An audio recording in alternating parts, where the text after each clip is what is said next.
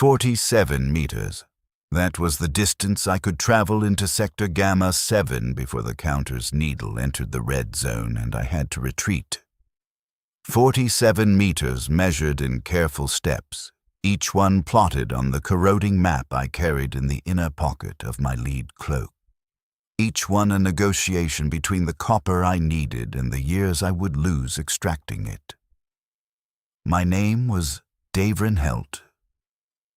I was 23 years old when I first entered the ruins. I had been a factory laborer in the Promethium processing district of Hive Tertius until the quota system determined my output rate fell below acceptable parameters. They did not terminate my employment with ceremony. A tech priest reviewed the data logs, identified my declining productivity across a 6-month interval, and had my ration chip deactivated. I received no notification. I simply discovered the turnstiles would no longer admit me when I arrived for the morning shift. 217 other workers learned the same information at the same turnstiles that morning. We stood there for perhaps 20 minutes before we understood that no explanation would be provided. The administratum designated us non-functional labor assets. That was the technical classification. On the street level, we were called nulls. Workers whose productivity curves had terminated and whose continued resource allocation could not be justified within the Hive's operational budget. The Hive produced nothing for us. We were expected to produce nothing further.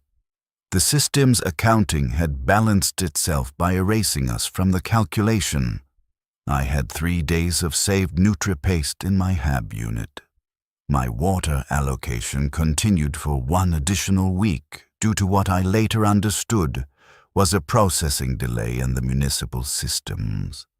When both resources terminated, I faced 2 categories of choice. I could descend to the Underhive and join the population that existed outside the Administratum's resource management apparatus. Or I could seek what the nulls called compensated risk labor. Work so dangerous that the Hive's institutions could not staff it through standard conscription. The ruins paid.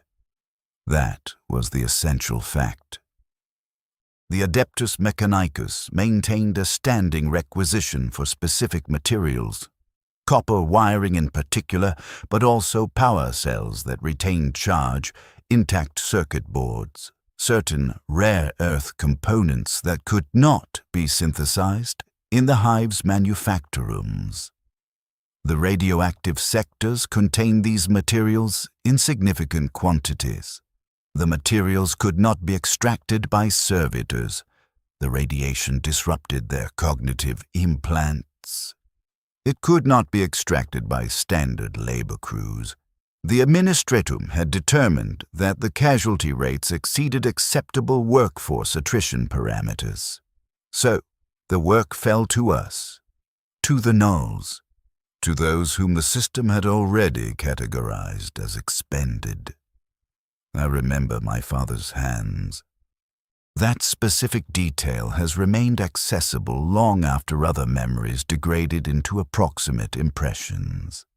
He had worked the same Promethium processing line for 31 years before his respiratory capacity declined below operational thresholds. I was 14 when they removed him from the work roster. He never told me what happened next. The institutional procedures did not require explanation to family units. He simply stopped returning from his shifts. I learned later, much later, that he had entered the ruins. He had lasted 7 months before the radiation consumed him in ways the Medicaid logs documented with clinical precision. I did not know that when I made my choice.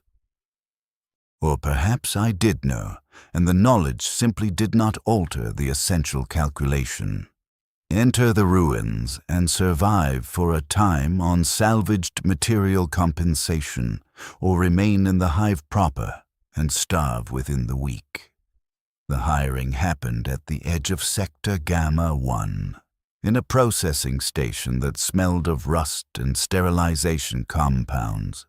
A functionary in Mechanicus robes, not a tech priest, someone lower in their institutional hierarchy, someone whose augmetics were basic rather than comprehensive, stood behind a counting table. He did not look at our faces. He looked at our hands, checking for tremors that would indicate advanced malnutrition or neurological compromise. He looked at our eyes, checking pupil response to light. He asked each of us to count backward from 100 by sevens. 23 workers stood in that line. 14 passed the cognitive assessment. "You are entering Sector Gamma 7, the functionary stated. His voice carried the flat mechanical quality of someone whose larynx had been replaced with a Vox synthesizer unit. The area was sealed 43 years ago following a plasma reactor breach. Background radiation levels range from 15 to 400 millisieverts per hour, depending on proximity to the core breach point. You will be issued 1 lead-lined cloak, 1 personal dosimeter, and 1 collection satchel. You will map your own safe routes. You will extract materials according to the posted requisition schedule. You will be compensated based on material quality and mass. Medical care is not provided. Chem treatment for radiation exposure is available for purchase through standard administratum medical facilities, assuming you retain sufficient compensation to access those facilities." He paused. Not for dramatic effect. I do not think he possessed the capacity for theatrical gesture. He paused because the statement had reached its logical conclusion and he was accessing the next section of his briefing protocol. Survival duration for workers in your operational category averages 17 months, he continued. Compensation rates are calculated to provide subsistence-level resource access during that interval. If you survive beyond the average duration, your compensation continues at the same rate. If you expire before the average duration, no institutional benefits are provided to potential dependents. The Mechanicus holds no responsibility for outcomes resulting from your accepted labor category. Do you acknowledge these terms? We acknowledged. What else was there to do? The alternative was starvation, and starvation was simply slower radiation. A different form of cellular breakdown, equally certain, equally institutional in its indifference.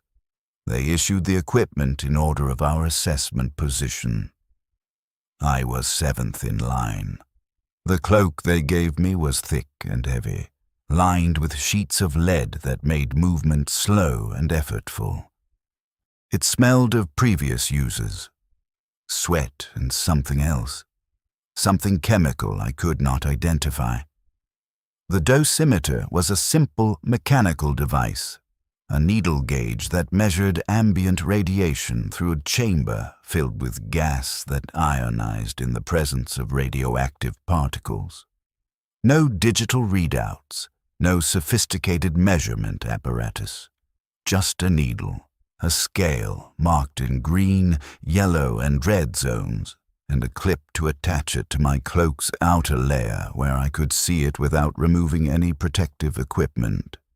The collection satchel was canvas, treated with some compound that made it stiff and water-resistant.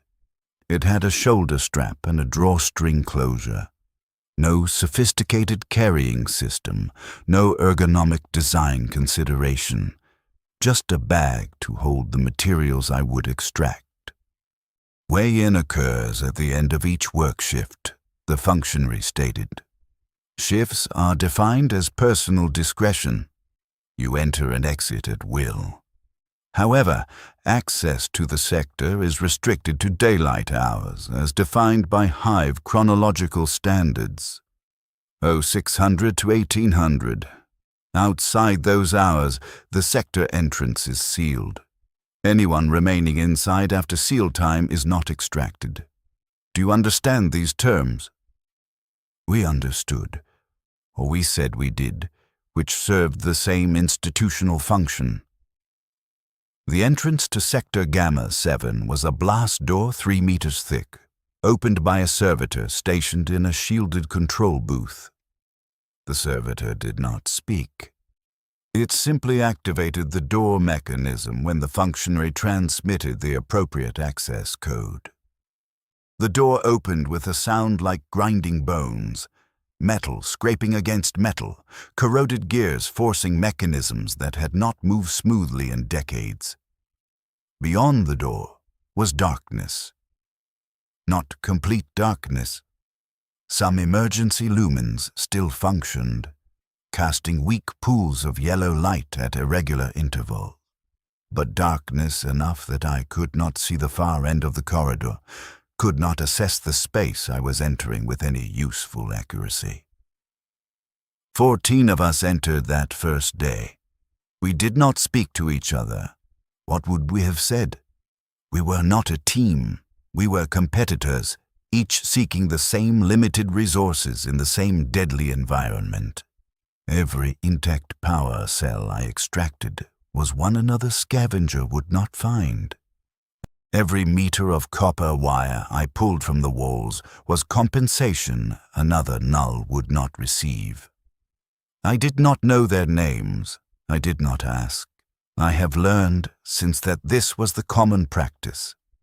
Scavengers did not form bonds, did not establish the social architectures that might create obligation or emotional entanglement. We were all dying.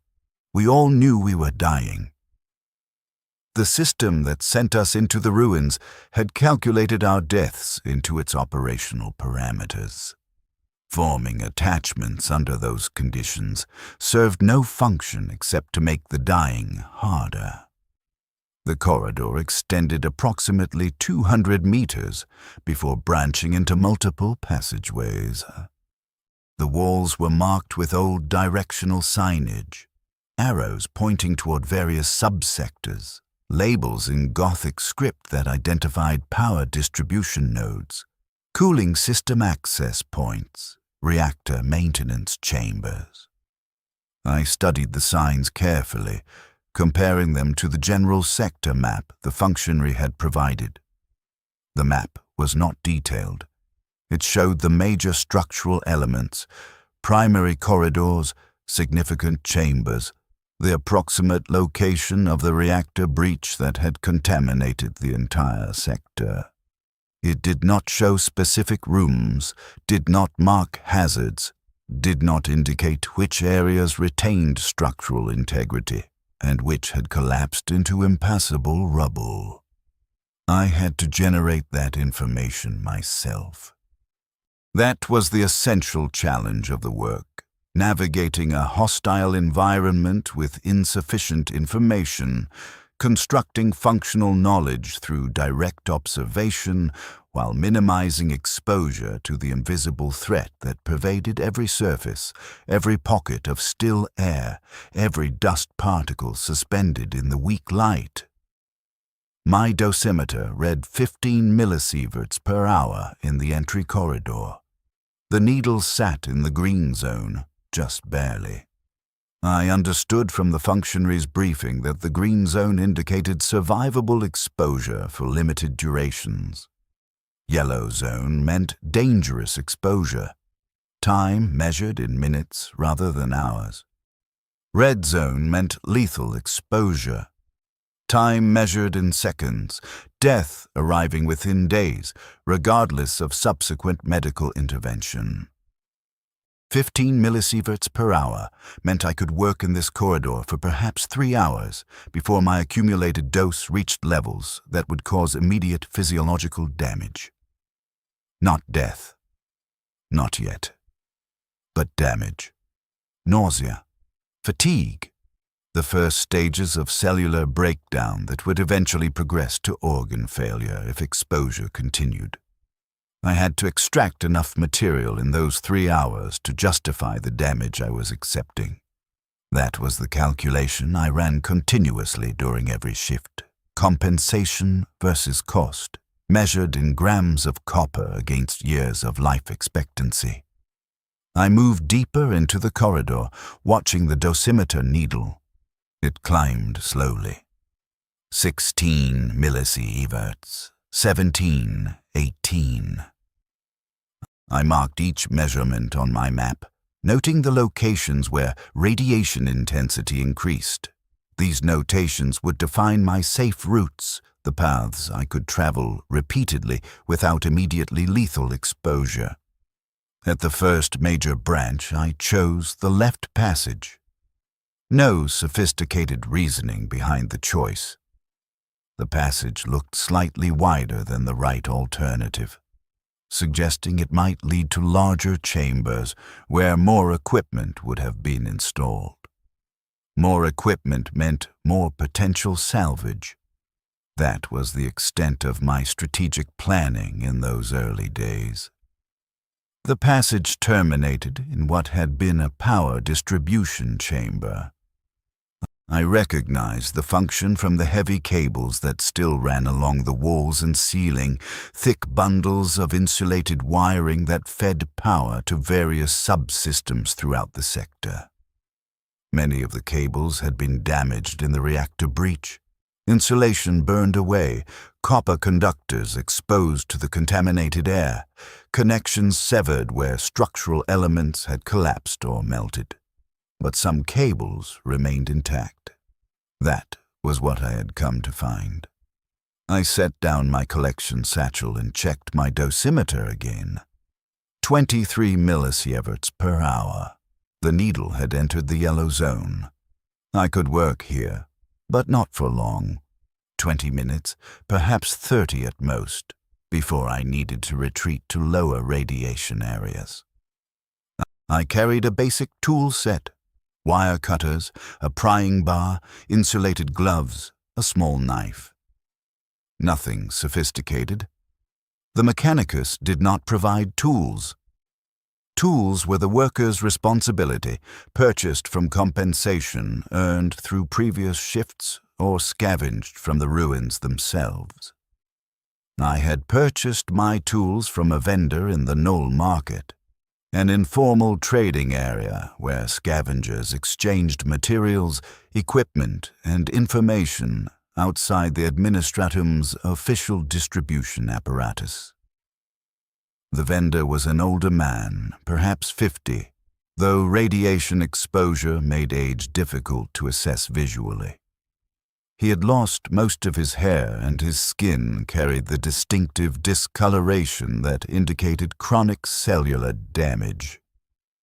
He sold the tools without comment, accepting the promethium chits I offered, emergency currency the Hive issued to nulls, worth less than official administratum scrip, but still functional for basic transactions. "How long have you been working the ruins?" I asked him while he counted my chits. I don't know why I asked. Perhaps I wanted some estimate of how long I might survive. Perhaps I simply wanted to hear another person's voice before I entered the contaminated sectors. He looked at me then. Really looked, his eyes focusing on my face with an intensity I had not expected. 4 years, he said. Don't try to replicate that. I'm an outlier. Most last 6 months. Some last 2 years if they're disciplined about exposure management and lucky about which sectors they work. 4 years means I made choices you shouldn't make.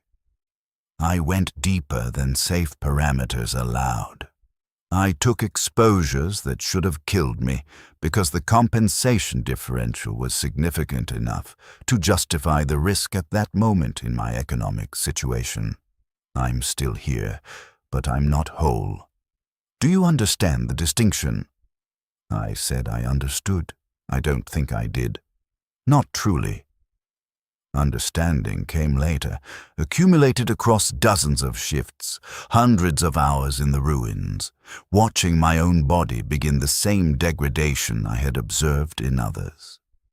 In that first power distribution chamber, I identified a section of cable that appeared accessible. The cable ran along the wall about 2 meters above the floor, secured by mounting brackets that had partially corroded. I could reach it using the prying bar to break the brackets, then use the wire cutters to sever manageable lengths. I worked carefully. Not out of any sophisticated safety protocol. I had no training in proper salvage technique. I worked carefully because the cable was heavy, and I did not want it to fall on me when I broke the mounting brackets. Injury in the ruins was a death sentence. No medical teams entered the contaminated sectors. If I broke a leg or suffered a concussion, I would lie there until the radiation killed me or until I managed to drag myself to the exit. Whichever came first. The first bracket broke with less force than I expected. Corroded metal, weakened by decades of radiation exposure, simply crumbled when I applied the prying bar. The cable sagged but held, suspended by the remaining brackets. I moved to the next bracket, repeated the process. This one required more effort. The corrosion was less advanced. The metal still retained some structural integrity. I leveraged my full weight against the prying bar. The bracket bent, groaned, finally snapped. The cable dropped. Perhaps 20 meters of heavy copper conductor, falling with enough force to crack the floor tiles where it landed. I waited for the dust to settle. Dust in the ruins was more dangerous than the cables themselves, each particle carrying its own cargo of radioactive contamination, each breath a voluntary intake of material that would lodge in my lungs and irradiate my tissues from within. I checked my dosimeter. 27 millisieverts per hour. The needle had moved deeper into the yellow zone. The dust I had disturbed carried higher concentrations of contamination than the ambient air. I needed to work quickly now.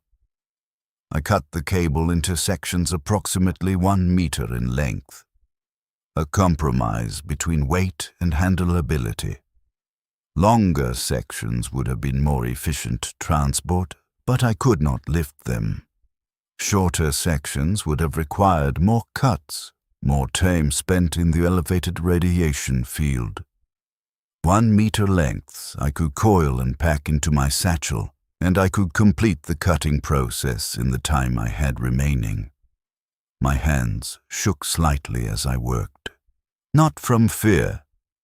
I had not yet developed the appropriate fear response to what I was doing. The shaking came from simple muscular strain. The wire cutters required significant grip strength to sever the thick copper conductors, and I had not eaten properly in 4 days. Malnutrition and heavy labor made poor partners. I managed to cut 7 sections before my time limit expired. I packed them into my collection satchel, cinched the drawstring closure, and lifted the bag. Heavy, perhaps 15 kilograms. I did not know what the mechanicus would pay for 15 kilograms of copper cable. I hoped it would be enough to purchase food for several days and perhaps some basic chem treatment if the radiation exposure produced immediate symptoms. I checked my dosimeter a final time before leaving the chamber. 32 millisieverts per hour. The needle pressed against the upper boundary of the yellow zone, approaching red. I had stayed too long, not dangerously long, not yet, but long enough that I had consumed my safe exposure margin for the day. I needed to retreat to the entry corridor, exit the sector, and not return until the next shift at earliest. The walk back took longer than the walk in. The heavy satchel altered my balance, made each step a deliberate effort. The lead cloak dragged against my shoulders and back. I had not noticed its weight when I entered, when I carried only my tools and the empty satchel. Now every meter felt like walking through thick liquid, each movement requiring conscious decision and sustained effort. Other scavengers passed me in the corridor, heading deeper into the sector. I did not speak to them. They did not speak to me. We moved past each other like components in a machine, each following our programmed functions, no interaction required or expected. By the time I reached the entry corridor, my dosimeter had dropped back to 18 millisieverts per hour. Still elevated, but no longer in the dangerous range. I had been inside the sector for approximately 2 hours.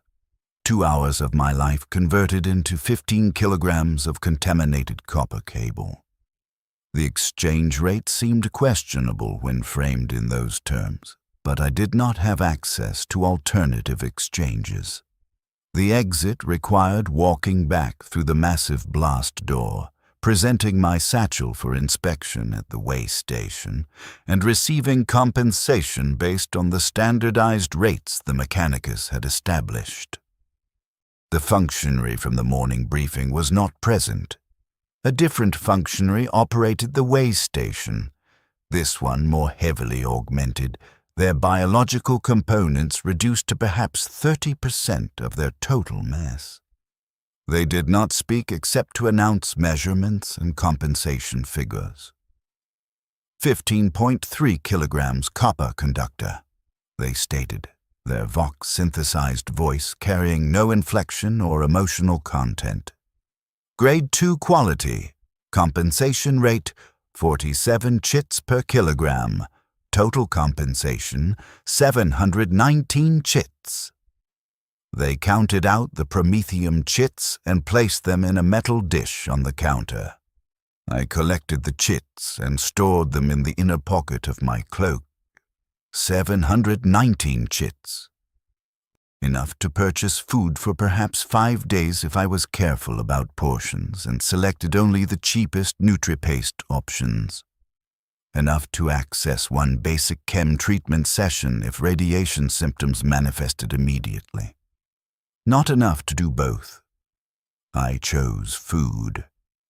That was always the first calculation. Maintain basic caloric intake, preserve physical capacity to continue working, defer medical treatment until symptoms became acute enough to prevent further salvage operations. Many scavengers made the same calculation. Many died because of it, their cellular damage progressing beyond the point where chem treatment could arrest the decay. But the alternative was to purchase medical treatment immediately, exhaust compensation on preventive measures, and then lack resources for food. That path led to malnutrition, declining physical capacity, inability to work, and eventual starvation. Different death, same certainty. I purchased NutriPaste at a vendor near the sector entrance, a commercial station that catered specifically to the null population. The vendor sold basic caloric provisions at slightly inflated prices, taking advantage of the fact that scavengers exiting the ruins were typically too exhausted to travel further into the hive seeking better rates. I understood I was being exploited. I purchased the NutriPaste anyway. The exploitation was simply another operational cost, another fraction of my life expectancy converted into someone else's profit margin. The NutriPaste came in sealed tubes, each tube containing approximately 600 calories of processed protein, carbohydrate, and minimal fat.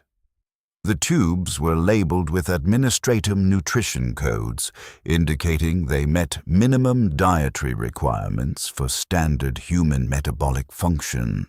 They tasted like industrial lubricant mixed with synthetic sweetener. I consumed one tube immediately, standing at the vendor's counter, too hungry to wait until I reached my HAB unit. The vendor watched me eat, not with concern or interest, with the flat assessment of someone calculating whether I would survive long enough to become a repeat customer. I must have met whatever criteria they were applying, because they spoke as I finished the first tube. "You're new," they said. Statement, not question. I nodded. Speech seemed unnecessary. "First shift new or first week new?" "First shift," I confirmed. They nodded slowly, processing this information. "You made it out. That's better than some. Had 3 new scavengers last month who went too deep too fast, stayed too long, came out vomiting blood. None of them came back for a second shift. One died in the Medici station. The other 2, they shrugged. Not my concern what happened to them.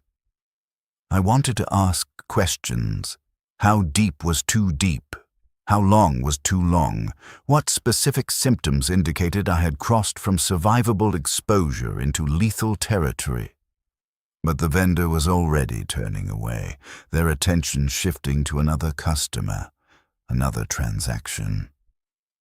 My moment of potential information access had closed. I purchased 4 additional NutriPaste tubes and left the commercial area, navigating back through the underhive passages toward my HAB unit. The underhive was crowded that evening, thousands of nulls and other institutionally discarded populations moving through the narrow corridors, seeking food, shelter, chemical recreation substances, or simply moving because movement felt less like dying than remaining still. I passed a medical station where a line of perhaps 40 people waited for chem treatment. The line extended out of the station's entrance and down the corridor, each person standing in patient silence, their bodies displaying various stages of radiation sickness. Some showed early symptoms: hair loss, skin discoloration, visible fatigue. Others displayed advanced deterioration. Open sores, extreme emaciation, the distinctive tremors that indicated neurological damage. I did not join the line. I had no symptoms yet, and my compensation would not cover treatment, even if I had. I simply noted the station's location for future reference and continued toward my HAB unit. My HAB unit was a single room approximately 3 meters by 4 meters, located in a residential block that had been condemned by the administratum 15 years earlier due to structural instability. The condemnation meant official housing services had ceased. No maintenance, no utilities, no institutional oversight. It also meant the units could be occupied without official authorization and without rent payment to any recognized authority. Various informal power structures claimed territorial control over different condemned blocks, collecting protection fees or enforcing behavioral codes, but my particular block seemed to exist in a gap between such structures. No one collected fees. No one enforced codes. I simply occupied the space until someone with superior force decided to claim it.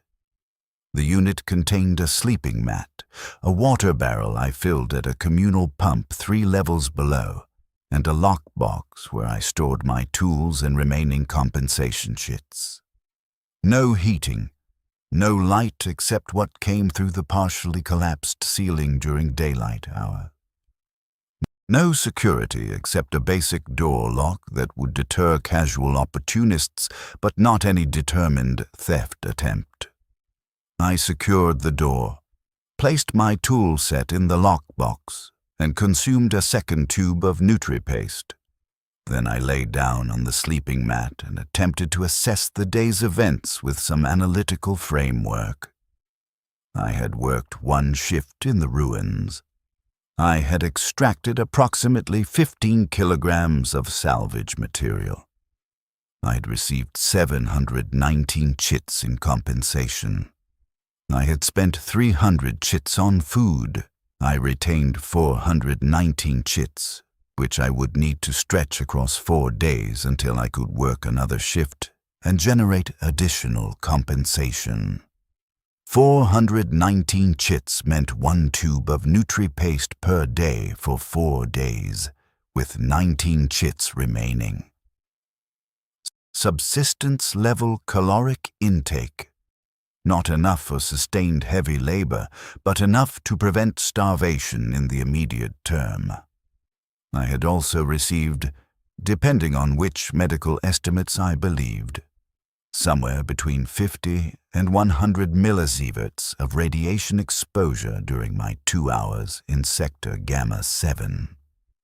The lethal dose, according to the limited information I had accessed, was approximately 4,000 to 5,000 millisieverts received over a short time period.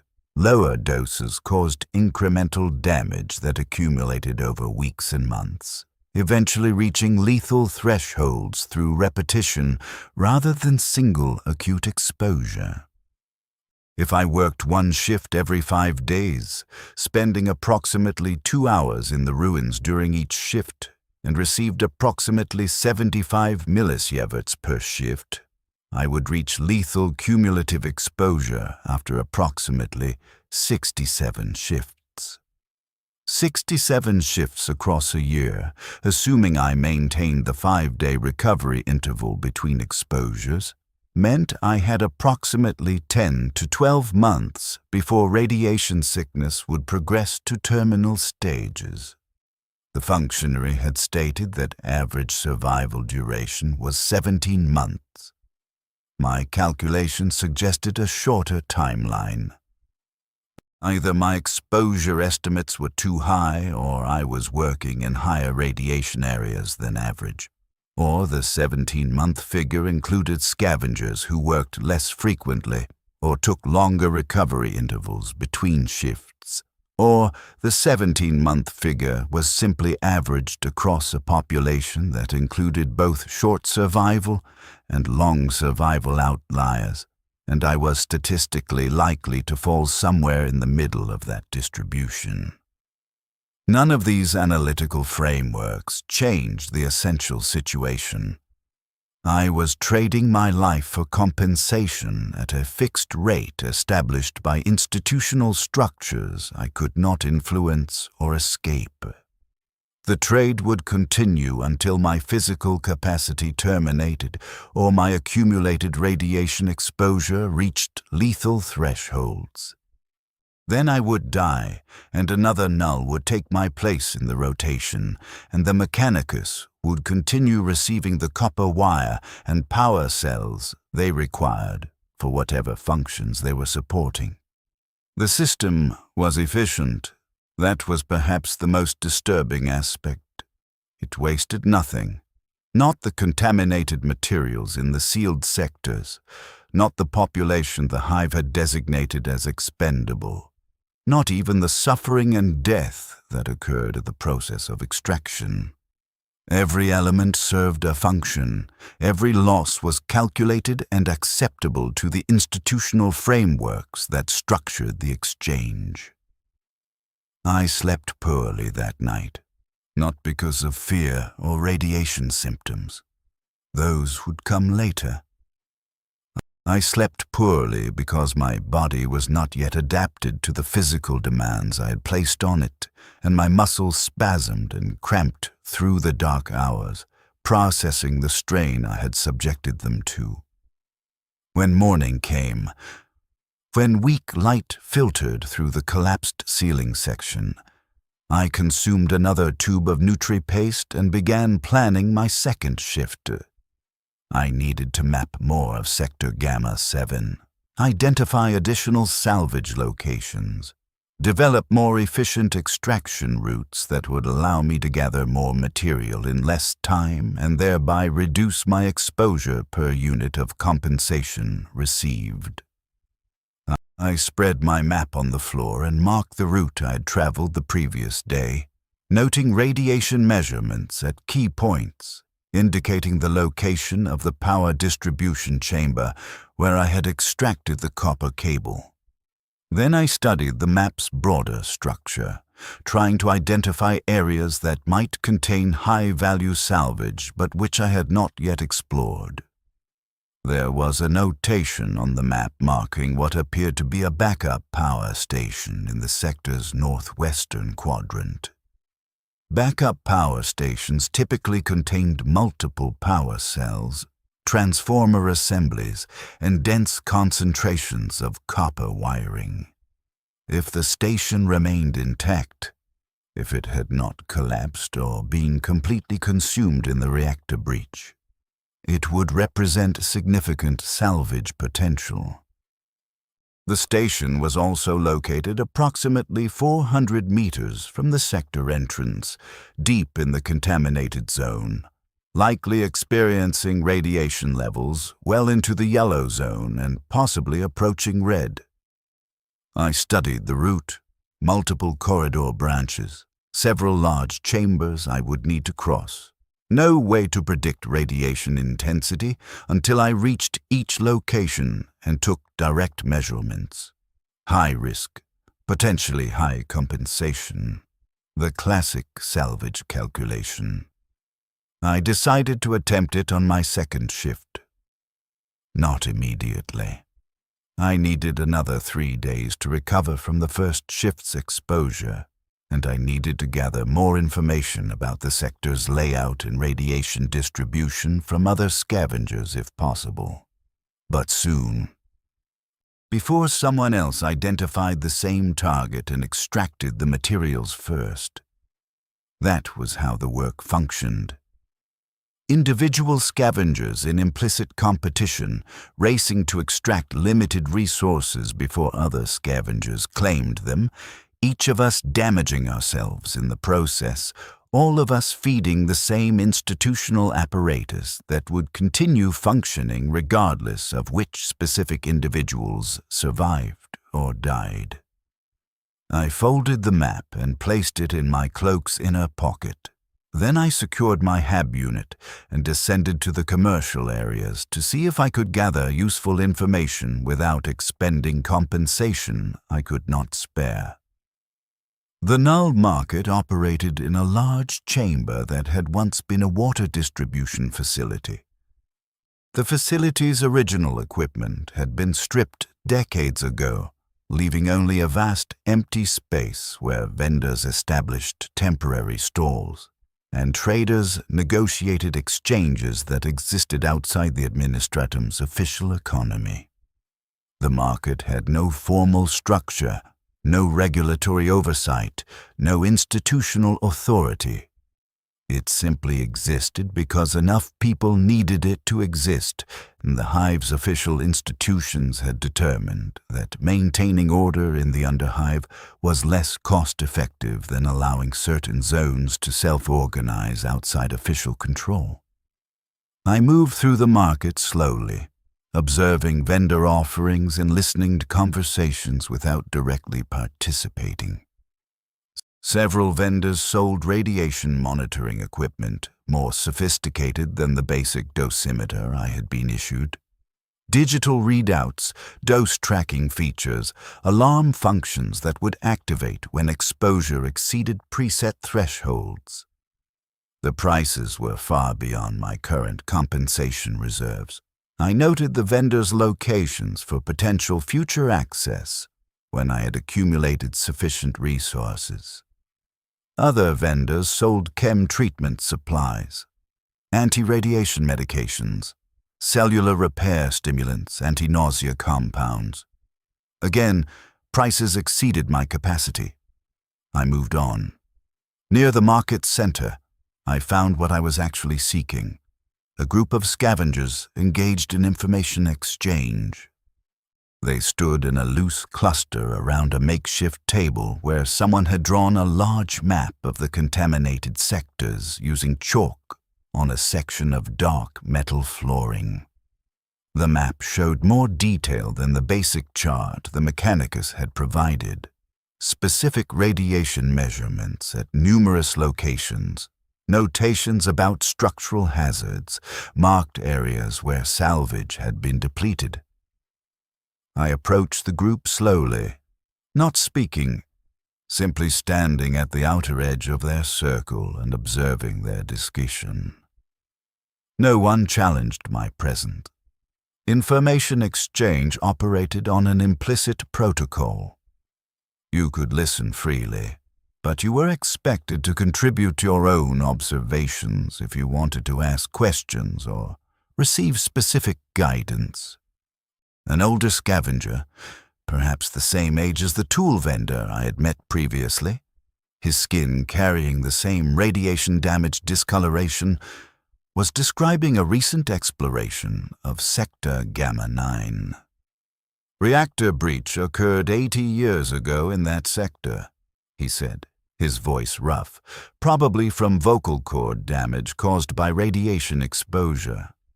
Less recent contamination than Gamma 7, so you'd think the radiation levels would be lower. Wrong assumption.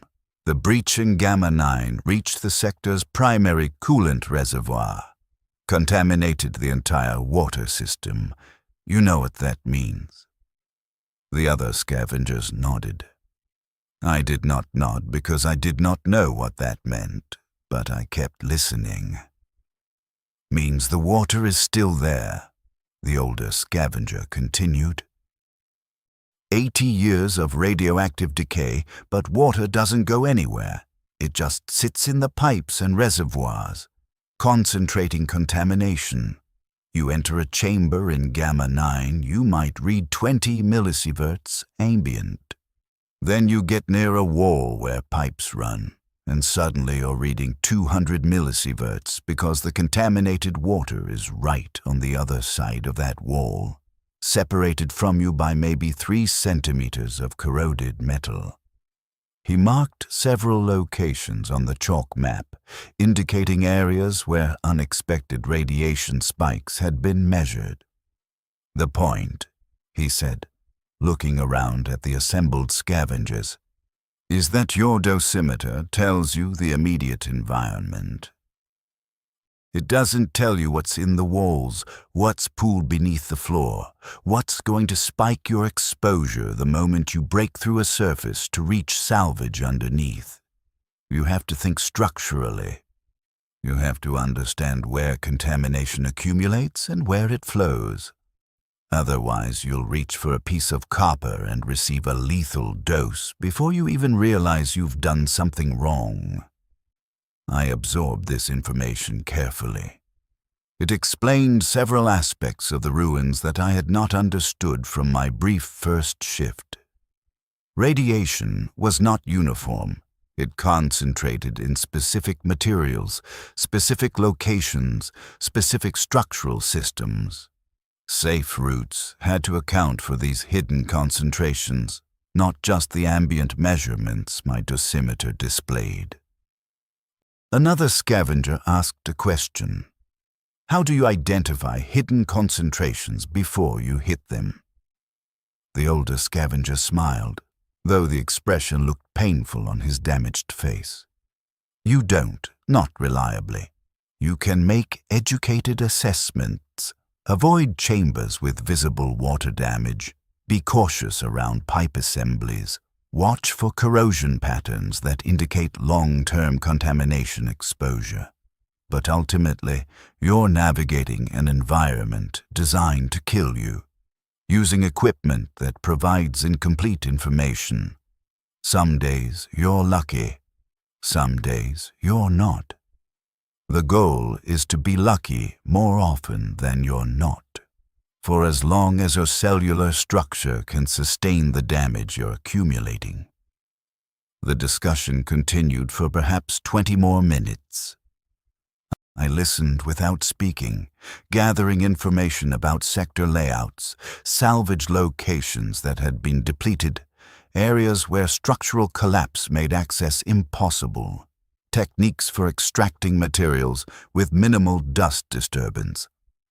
All useful data, all purchased with time standing in a market rather than compensation spent on formal information access. When the group began dispersing, I approached the older scavenger directly. "You worked the ruins for 4 years?" I asked. I did not know if it was the same person I had encountered at the tool vendor's stall, but the age and damage patterns seemed consistent. He looked at me with the same intense focus I remembered. "You were at Kellen's tool stall 3 days ago," he said. Statement, not question. "You entered the ruins. You came out. Now you're gathering information for your second shift. That's a better protocol than most new scavengers follow. Most either come back immediately, trying to maximize compensation before their courage fails, or they never come back at all." "How do you survive 4 years?" I asked directly. "The calculations suggest 17 months average. You've survived more than twice that duration." He was quiet for several seconds, considering whether to answer. Finally, he spoke. "I survived by understanding that the 17-month figure represents workers who take standard safety protocols seriously. They work regular shifts. They maintain recovery intervals. They extract materials from moderate radiation zones and never push into the deep sectors. They survive longer than the careless scavengers who take excessive risks, but they never accumulate enough compensation to access significant medical treatment. They die slowly of accumulated cellular damage that could have been slowed or partially reversed if they had gathered more resources." He paused, checking whether I was following his reasoning. "I survived by taking calculated excessive risks. I went deeper into high radiation zones. I extracted high-value materials that standard scavengers avoided. I accumulated larger compensation pools that allowed me to purchase regular chem treatment. The treatment doesn't reverse the damage completely. Nothing reverses it completely, but it slows the progression enough that I've stretched 17 months into 4 years. "At what cost?" I asked. He pulled back his sleeve, revealing his forearm. The skin was covered in lesions, some healed into scar tissue, others open and weeping. "This is the cost," he said quietly. "I have tumors in my lungs, my liver, my digestive tract. I have neurological damage that causes tremors and occasional cognitive disruption. I can't feel heat or cold properly anymore. My sensory nerves have degraded to the point where temperature sensation is just absent. I'm in constant pain, which I manage with chemical suppression compounds that are slowly destroying my kidneys." He pulled his sleeve back down, covering the damaged tissue. "I've survived 4 years by sacrificing almost everything that made survival meaningful. I don't tell you this to discourage you from taking the same path. That's your calculation to make. I tell you this so you understand what the path costs. The Mechanicus doesn't care whether you survive 17 months or 4 years. They care that you produce salvage materials during whatever span you last. How you distribute that span across time and what condition you exist in during that span is architecturally irrelevant to their institutional function." I thanked him for the information. He nodded once, then turned away, moving back toward the market's outer corridors. I watched him go, his movements slow and obviously painful, each step a negotiation between will and failing physical capacity. That conversation altered my strategic thinking. I had been calculating survival duration as the primary metric. How long could I last before radiation killed me? But the older scavenger had introduced a different framework. What quality of existence could I maintain during whatever duration I achieved?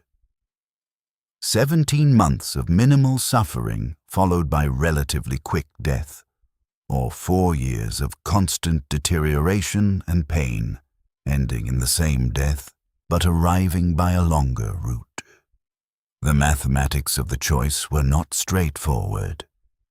No optimization function existed that could resolve which path maximized whatever I was trying to maximize.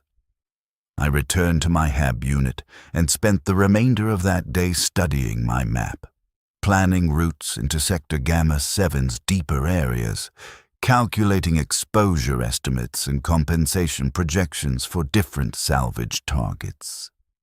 The backup power station remained my primary objective. High risk, high potential compensation. If I could extract even a fraction of the materials likely present in that facility, I could purchase significant food stores and possibly afford some preventive chem treatment. That would extend my operational span, allowing more shifts, more compensation accumulation, potentially enough resources to access better equipment or safer salvage locations. Or I would enter the power station, encounter radiation levels higher than my projections, suffer acute exposure, and die within weeks regardless of any treatment I could afford. The calculation was impossible to resolve with the information I had available. So I stopped trying to resolve it and simply committed to attempting the extraction on my second shift. Uncertainty was not a problem I could solve. It was simply the environment I operated within. I waited 3 more days, consuming 1 NutriPaste tube per day, drinking water from my barrel, sleeping poorly, reviewing my map until I had memorized every notation and measurement. Then, on the 4th day after my first shift, I gathered my equipment and returned to Sector Gamma 7. The entrance procedure was identical to the first shift. The same servitor opened the blast door, the same mechanical grinding sound, the same darkness beyond, punctuated by failing emergency lumens. Fewer scavengers entered that morning. Perhaps 6 or 7, compared to the 14 from my first shift. I did not know if the reduced number indicated scheduling variation or attrition among the initial group. I did not ask. I simply passed through the entrance and began moving deeper into the sector, following the route I had planned. The first 200 meters matched my previous experience. Ambient radiation between 15 and 20 millisieverts per hour. Structural integrity adequate. Minimal hazards. I moved through this section quickly, not stopping to extract materials. The goal was to reach the backup power station while I still had sufficient time to work before accumulated exposure forced my retreat. At the 200-meter mark, I entered a large chamber that had been some kind of assembly area or coordination center. Rows of broken workstations filled the space, each station's equipment long since stripped or destroyed. My dosimeter climbed to 25 millisieverts per hour. Still manageable, but the rate of increase concerned me. I was adding 5 millisieverts per hour for every 100 meters of progress.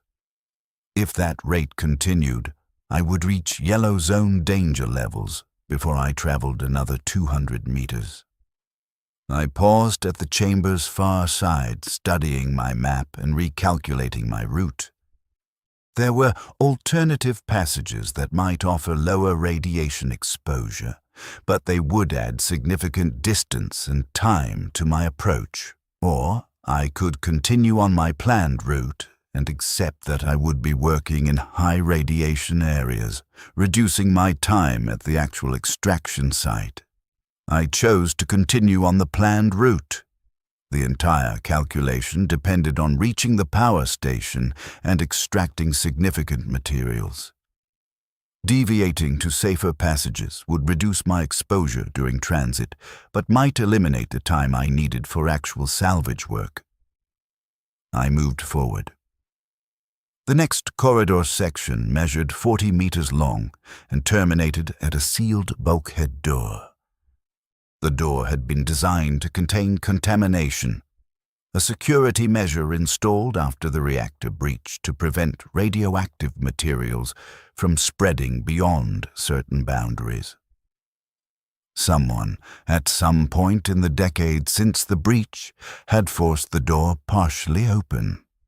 Perhaps previous scavengers, perhaps maintenance servitors during the initial contamination response. The door stood approximately 1 meter ajar, leaving a gap wide enough for a person to squeeze through if they removed their collection satchel and carried it separately. My dosimeter read 37 millisieverts per hour. I had entered the yellow zone. Time became a much more constrained resource. I squeezed through the gap, pushing my satchel ahead of me, feeling the lead cloak catch against the door's corroded edges. For several seconds I was stuck, unable to move forward or back, my chest compressed against one side of the gap and my shoulders wedged against the other. Panic would have been a reasonable response. Panic would also have been useless. I forced myself to exhale completely, reducing my chest diameter, and pushed forward with my legs. The cloak tore slightly. I felt the fabric separate, heard the lead lining crack, but I moved through the gap and emerged on the other side. My dosimeter now read 43 millisieverts per hour. The radiation intensity had jumped significantly in the space beyond the bulkhead. I checked my cloak, assessing the damage. The tear was approximately 15 centimeters long, located on my left side near my ribs. The lead lining showed a crack, but had not completely separated. The damage would reduce my protection, but not catastrophically. I could still work, though my exposure rate would be elevated compared to what I had projected. I noted the damage in my mental calculations and continued toward the power station. The final 100 meters were the worst. My dosimeter climbed steadily. 47 millisieverts, 53, 58, 65. The needle pressed deeper into the yellow zone, approaching the boundary with red. Every step felt like wading through increasingly thick resistance, not because of physical obstacles, but because my mind understood what the dosimeter reading meant and produced resistance in the form of fear response that I had to consciously override. 68 millisieverts per hour. I was now absorbing more radiation in 1 hour than most humans would receive in an entire year in normal environmental conditions. My cellular structure was being damaged with every breath, every heartbeat, radioactive particles passing through the fabric of my cloak, through my skin, lodging in my lungs and tissues, beginning the slow process of breaking down the molecular bonds that maintained my physical integrity. I could turn back. That option existed. I could retreat to lower radiation areas, extract materials from safer salvage points, accept lower compensation, but extend my operational lifespan. I did not turn back. That is an important point to understand, because later, much later, I analyzed this decision extensively, trying to determine whether I had made a rational choice or whether I had simply been compelled by institutional conditioning or personal psychology that I didn't fully control. I still don't have a clear answer. I only know that I continued forward when turning back remained possible. The backup power station was intact. That was the first detail I registered when I reached it. The structure had survived the reactor breach without catastrophic damage. The walls stood. The ceiling remained in place. The equipment inside was still mounted, still present, still accessible for salvage. My dosimeter read 72 millisieverts per hour. I checked the time.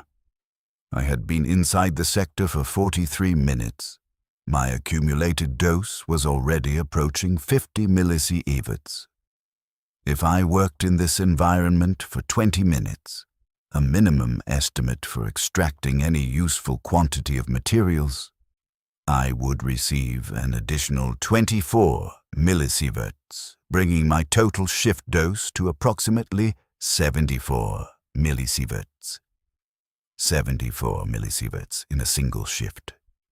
More than I had received in my entire first shift. More than medical guidelines suggested was safe to receive in a year. But the power cells were right there. Rows of them mounted on charging racks along the walls. Each cell was a dense package of stored electrical potential, valuable enough that extracting even 3 or 4 would generate more compensation than a dozen shifts of pulling copper wire from low radiation corridors. I entered the power station and began working. The power cells were housed in metal frames designed for easy removal and replacement during normal operational conditions. Those conditions no longer existed. The frames had corroded during the decades since the sector's abandonment, and the mounting mechanisms had seized. What should have been a simple extraction procedure became an exercise in applied force using inadequate tools. I positioned myself in front of the first rack and examined the mounting system. Each cell was held in place by a spring-loaded clamp mechanism that should have released with a simple lever action. I pulled the lever. Nothing moved. The springs had lost their tension. The metal had fused through oxidation, or both. I pulled harder. Still nothing. My dosimeter read 74 millisieverts per hour. The needle pressed against the upper boundary of the yellow zone, trembling near the red threshold. I pulled out my prying bar and inserted it between the clamp and the cell housing, using leverage to force the mechanism open. The metal groaned. Something inside the assembly cracked. The clamp shifted approximately 2 centimeters but did not fully release. I adjusted my position and applied pressure from a different angle. This time the clamp broke entirely, snapping off the mounting frame and falling to the floor with a sound that seemed too loud in the sealed chamber. The power cell came free. I lifted it carefully.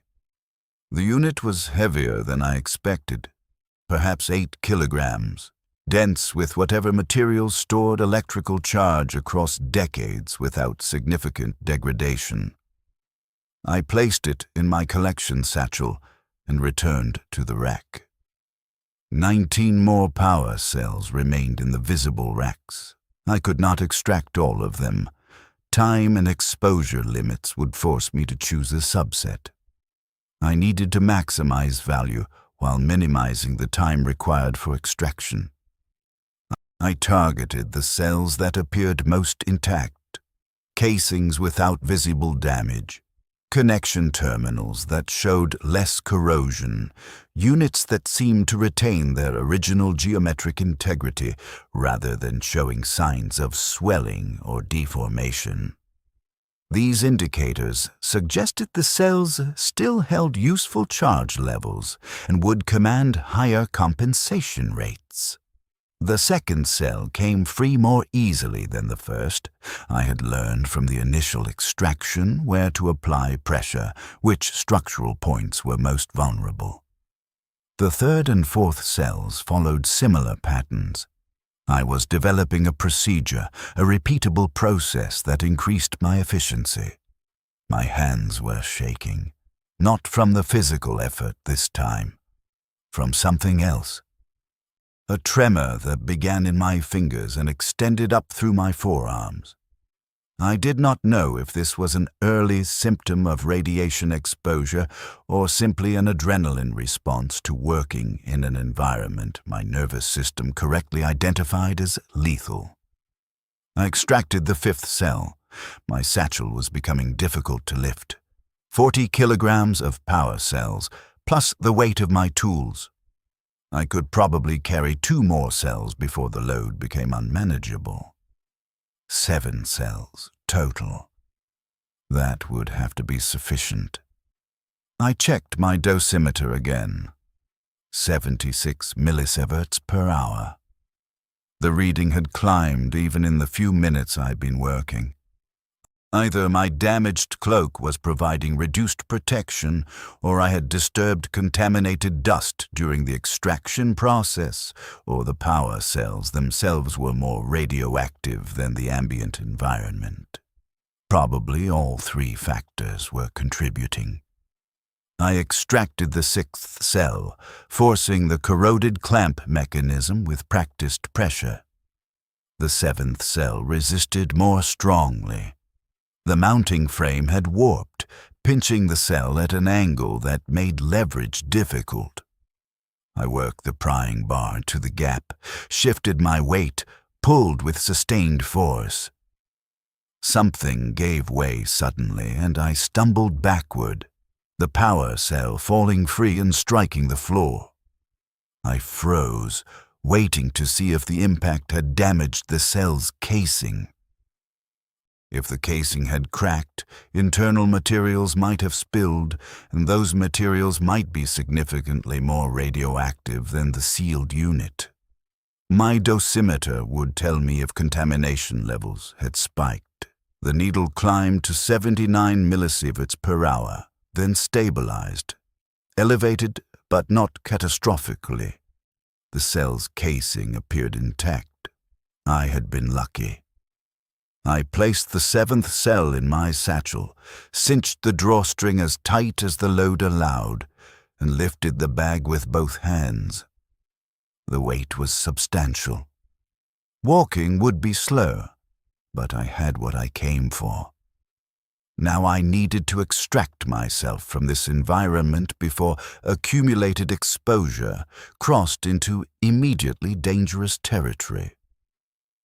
I had been in the power station for 18 minutes. My total exposure for this location was approximately 23 millisieverts. Combined with the exposure received during transit to this point, my shift total was approaching 80 millisieverts. Higher than safe, lower than immediately lethal. I needed to leave now. The return journey was slower than the approach. The heavy satchel altered my center of gravity and made each step a calculated effort to maintain balance. The torn section of my cloak caught on debris and protruding structural elements, widening the damage with each snag. By the time I reached the sealed bulkhead door, the tear had extended to nearly 30 centimeters.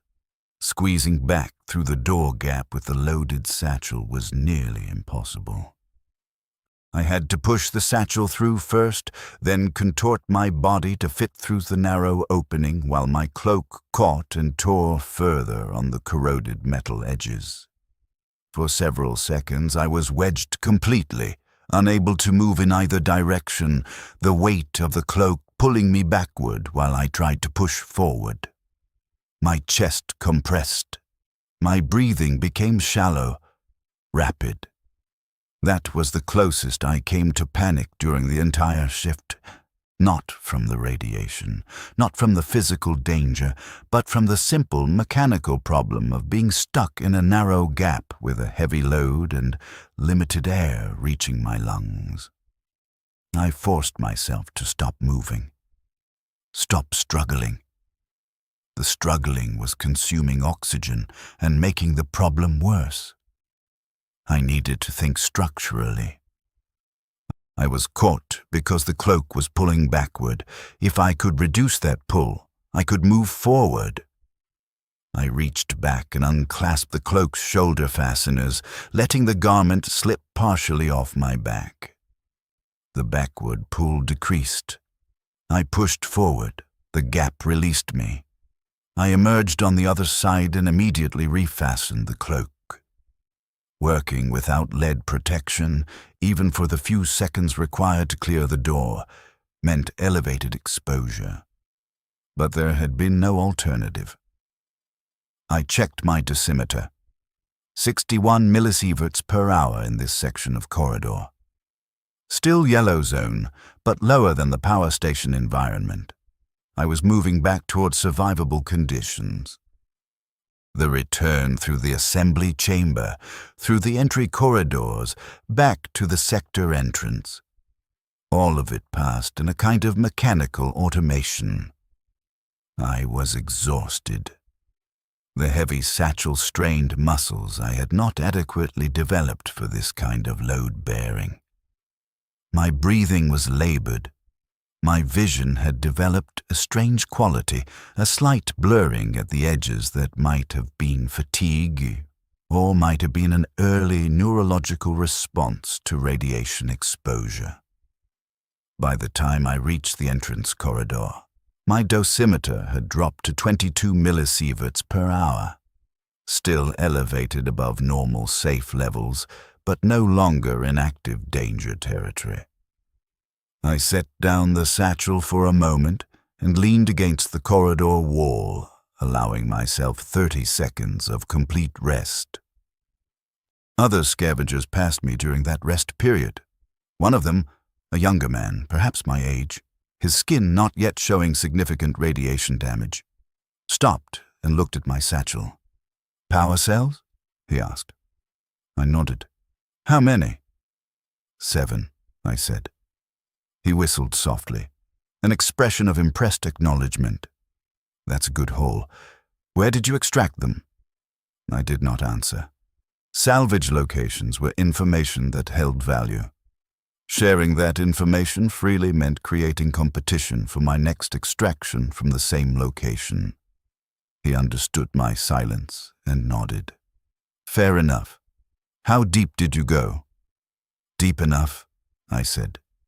He looked at my torn cloak, at my evident exhaustion, at the way my hands trembled even during rest. "You pushed too hard," he said. "Not judgment, just observation. First few shifts, you should map safe routes and extract low-risk materials. Build up your exposure tolerance gradually. Going deep immediately. That's how scavengers die fast." "I'm aware," I said. "Are you?" He studied me with an intensity that made me uncomfortable. "Because you look like someone who just made a decision about how long you plan to survive. And the decision looks like it was not very long." I picked up my satchel and continued toward the exit without responding. His assessment was probably accurate, though I had not consciously framed my choice in those terms. I had made a calculation about immediate compensation versus extended survival, and I had weighted immediate compensation more heavily. Whether that weighting was rational or self-destructive depended on variables I could not measure. How many future shifts I would be capable of working, what compensation rates would be in future weeks, what medical treatments would be available and at what cost. The way station functionary was the same heavily augmented individual from my first shift.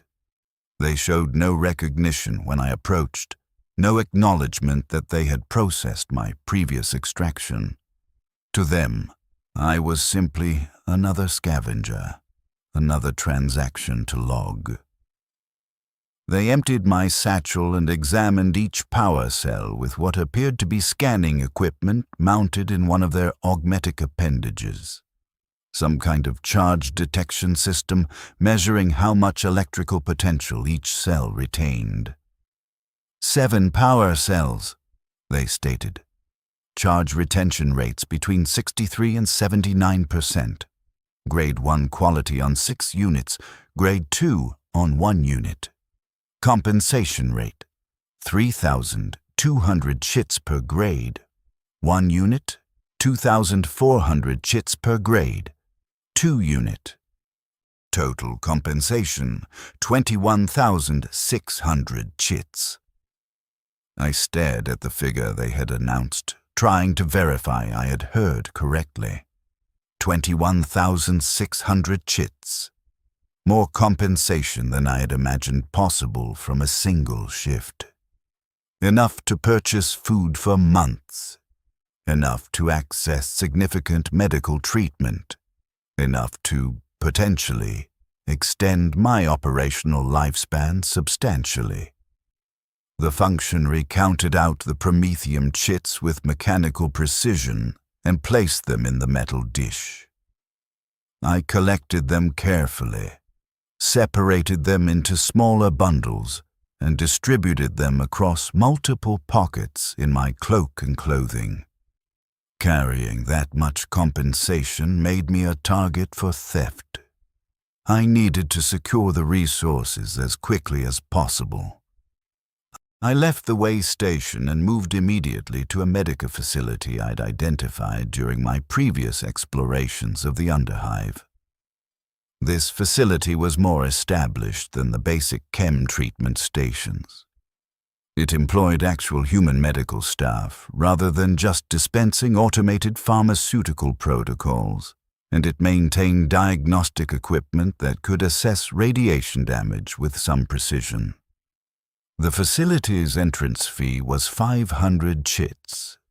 I paid without hesitation and was directed to a diagnostic chamber where a Medici technician, a thin man with augmetic eyes that whirred and clicked as they focused, instructed me to remove my cloak and shirt. He examined my exposed skin carefully, noting areas of discoloration, checking my lymph nodes for swelling, palpating my abdomen to assess organ enlargement. Then he directed me to stand in front of a scanning apparatus that hummed and produced a series of clicking sounds as it processed data about my internal condition. "How many shifts in the ruins?" he asked while the scanner operated. 2, I said. Total estimated exposure. Approximately 150 to 170 millisieverts, I said, though I was not entirely certain of that figure. He made a notation on a data slate, then reviewed the scanner's output. His augmetic eyes clicked rapidly as they processed information displayed on a screen I could not see. "Your cellular damage is consistent with acute exposure in the range you described," he said after a long silence. "You're showing early-stage DNA fragmentation in your blood cell populations, minor thyroid inflammation, and preliminary bone marrow suppression. Nothing immediately life-threatening, but all of these indicators will progress if exposure continues." "I know," I said. "That's why I'm here. What treatment protocols can you offer?"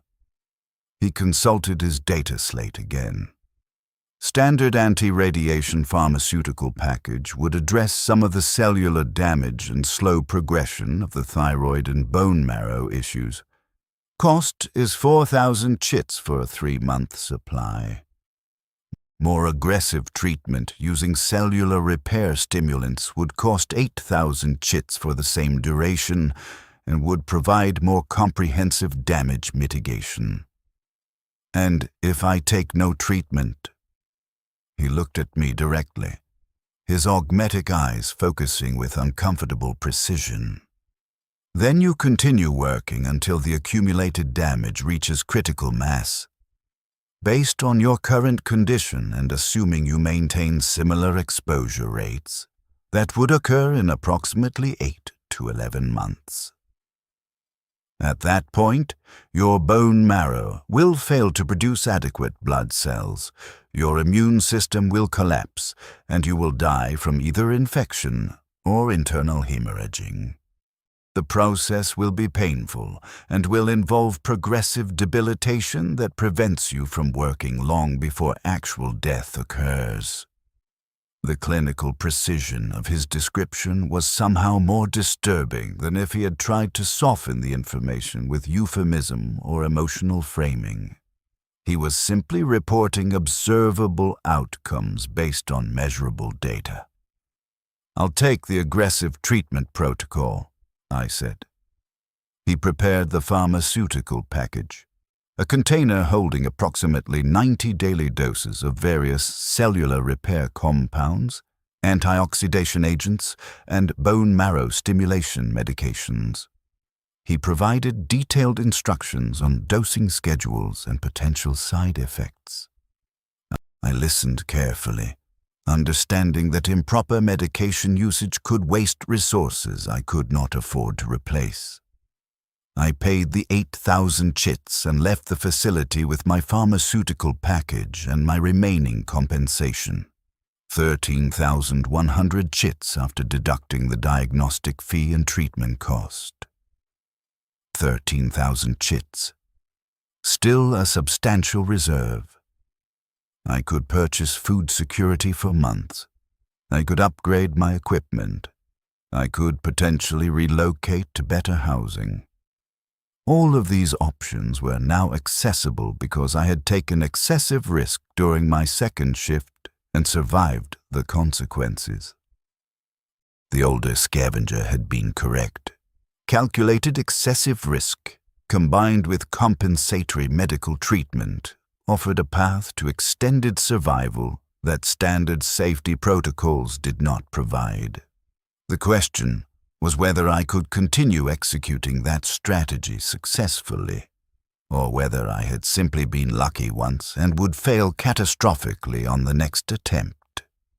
I purchased food supplies first, 30 NutriPaste tubes, enough for a month if I consumed one per day. Then I purchased water purification tablets because the communal pump near my HAB unit produced liquid that was marginally contaminated with industrial runoff. Then I returned to the tool vendor and purchased upgraded equipment, a better prying bar with superior leverage capacity, heavy-duty wire cutters that would require less grip strength to operate, and a small hammer that would allow me to break corroded mechanisms more efficiently. The tool vendor recognized me. "You made it past the first week," he said. "That's better than average." I extracted 7 power cells from a backup station in Gamma 7, I said. His expression shifted, showing something that might have been respect or might have been concern. "That's ambitious for a second shift. How much exposure did you take?" "Approximately 85 millisieverts," I said, adjusting my earlier estimate to account for the final measurements from the return journey. He was quiet for a moment, processing this information. "You're following the aggressive protocol," he said finally. "High risk, high compensation, medical treatment to manage damage. That's the same path I took. Still taking, though I'm near the end of its utility for me." "How near?" I asked. He pulled back his sleeve again, showing me the lesions I'd seen before. "My most recent diagnostic assessment indicated I have approximately 3 to 6 months of viable working capacity remaining. After that, the cellular damage will progress faster than any available treatment can slow it. I've extended 17 months into 4 years, but there's a hard limit on how far the extension can go. Eventually, the mathematics stop working in your favor. What happens then? I asked, though I thought I knew the answer. Then I stop working, spend my remaining compensation on pain management compounds, and wait for organ failure to complete its process. There's no recovery from this condition, only different rates of decline. I did not know how to respond to that statement. Expressing sympathy seemed inadequate and possibly insulting. He did not appear to be seeking emotional support, just stating observable facts.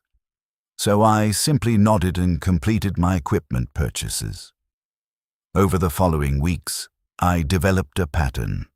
I would work one shift every 5 to 6 days, allowing recovery time between exposures.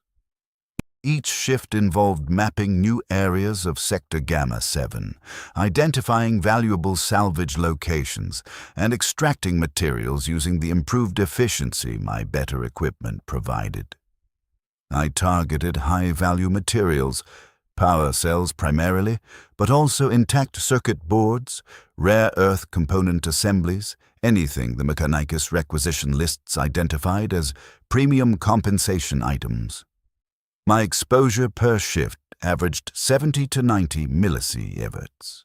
High, but manageable with the cellular repair medications I was taking daily. My accumulated dose climbed steadily. 300 millisieverts by the end of the first month, 600 by the end of the second month, just over 1,000 millisieverts by the end of the third month. My body was changing in ways I documented with clinical detachment. My hair thinned first, then began falling out in patches. Not complete baldness, but significant loss that altered my appearance. My skin developed discoloration. Areas of darkening around my joints and on my hands where radiation exposure had been most concentrated. I lost weight despite maintaining adequate caloric intake, my metabolism apparently shifting in response to cellular damage. More concerning were the internal changes. I experienced frequent nausea, particularly in the mornings. My energy levels declined noticeably. Tasks that had been physically manageable became exhausting. I developed a chronic cough that produced dark-colored phlegm, indicating lung tissue damage. My hands trembled more frequently, the tremors no longer limited to post-shift periods, but becoming a constant background condition. The Medicare technician tracked these changes during my monthly diagnostic assessments. He updated his projections regularly. Your damage progression is faster than the statistical average for your exposure levels, he told me during my third-month assessment. The cellular repair medications are working, but they're not keeping pace with the rate of new damage you're accumulating. You're currently on a trajectory toward critical organ failure in approximately 10 to 14 months. How do I extend that timeline? I asked. Reduce your exposure rate significantly, or increase your medical treatment intensity. Or both. What would increased treatment intensity cost? Approximately double your current pharmaceutical expenses. 16,000 chits for a 3-month supply of more aggressive cellular repair compounds, plus additional diagnostic assessments to monitor for adverse reactions to the higher medication doses. I calculated quickly. I was earning an average of 18,000 chits per shift, working 5 shifts per month, generating 90,000 chits monthly. Food costs were approximately 3,000 chits per month. Current medical treatment was 8,000 chits per quarter, or roughly 2,700 per month. Housing costs were 0. My HAB unit remained free. Tool maintenance and replacement added perhaps 1,000 chits per month. Total monthly expenses, approximately 6,700 chits. Monthly income, 90,000 chits. Surplus, 83,000 chits per month. I could easily afford doubled medical costs. The question was whether doubled medical costs would extend my operational lifespan enough to justify the expense, or whether I was approaching the hard limit the older scavenger had described. The point where treatment could no longer keep pace with damage accumulation. "Start me on the increased treatment protocol," I said. He prepared the upgraded pharmaceutical package, and I paid the doubled cost. My compensation reserves remained substantial. I had accumulated nearly 200,000 chits over the 3 months, even after all medical and living expenses. More resources than I had ever possessed in my previous existence as a factory laborer. The resources felt hollow. I was purchasing slightly extended existence in an increasingly damaged body, working in an environment that was slowly killing me, serving institutional functions that would continue regardless of my individual survival. The compensation was simply numbers in my account, abstract representations of value that could purchase time, but could not purchase health or safety or escape from the essential trap I occupied. I continued working. What else was there to do? The alternative was to stop working, attempt to survive on my accumulated reserves, and watch those reserves deplete while my cellular damage progressed untreated. That path led to the same destination, just by a different route. During my 4th month of salvage operations, I explored deeper into Sector Gamma 7 than I had previously attempted. I had been mapping the sector systematically, noting areas of high contamination, identifying structural collapse zones, marking depleted salvage locations. The mapping process revealed a pattern. The farther from the original reactor breach point, the lower the ambient radiation levels tended to be. But also, the farther from the breach point, the more likely that other scavengers had already extracted accessible materials. The area immediately surrounding the breach point itself remained largely unexplored. Not because scavengers lacked interest, but because radiation levels in that zone were assumed to be immediately lethal. The breach had occurred 43 years ago. But radioactive decay operated on timescales measured in centuries or millennia for many isotopes. The core contamination would remain dangerous for longer than any human lifespan. But immediately lethal was not a precise measurement. It was an assumption based on limited data. And I had learned through months of exploration that assumptions about the ruins were frequently inaccurate. Radiation distributed unevenly.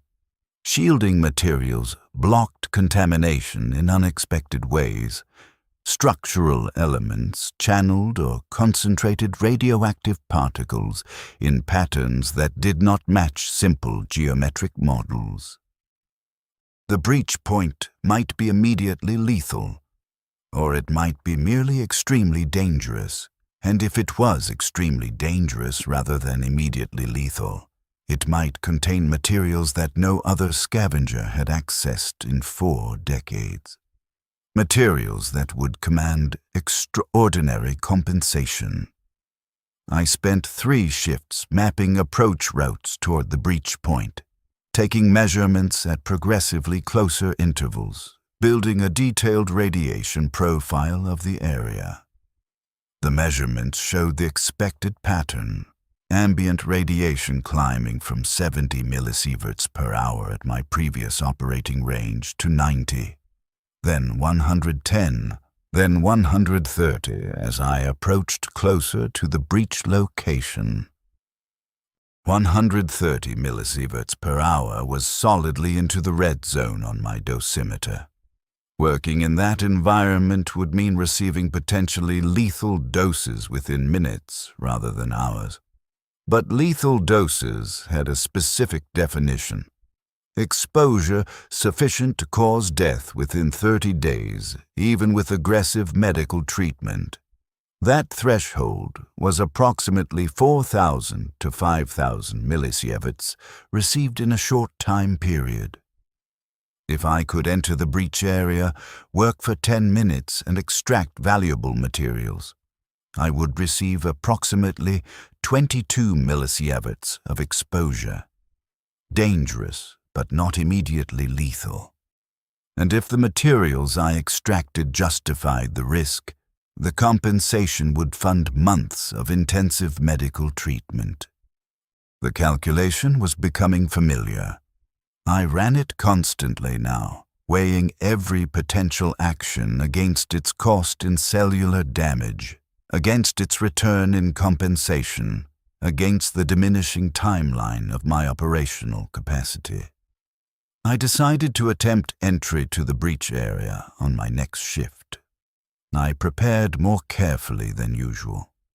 I purchased additional lead sheeting from a vendor in the Null market and layered it over my cloak's torn sections, creating improvised patches that restored some of my protective capacity. I purchased a second dosimeter to have a backup measurement system. I informed no one of my plans. Not the Medicaid technician, not the older scavenger, not anyone who might try to discourage the attempt or might follow me to claim the same salvage opportunity. The entry to Sector Gamma 7 that day felt different. Not because the environment had changed. The same corroded corridors, the same failing lumens, the same measured progression from survivable to dangerous radiation zones. The difference was internal. I knew I was crossing into territory that exceeded even the excessive risk parameters I'd been operating within. I knew the compensation calculation was becoming more desperate, more weighted toward immediate return rather than long-term survival. I also knew I was going to proceed anyway. The route to the breach area required traveling approximately 600 meters from the sector entrance, descending through 2 levels via damaged stairwells, and navigating through a series of chambers that showed severe structural damage from the original reactor failure. My dosimeter climbed steadily throughout the approach. 40 millisieverts, 60, 85, 100, 115. At 115 millisieverts per hour, I paused to reassess.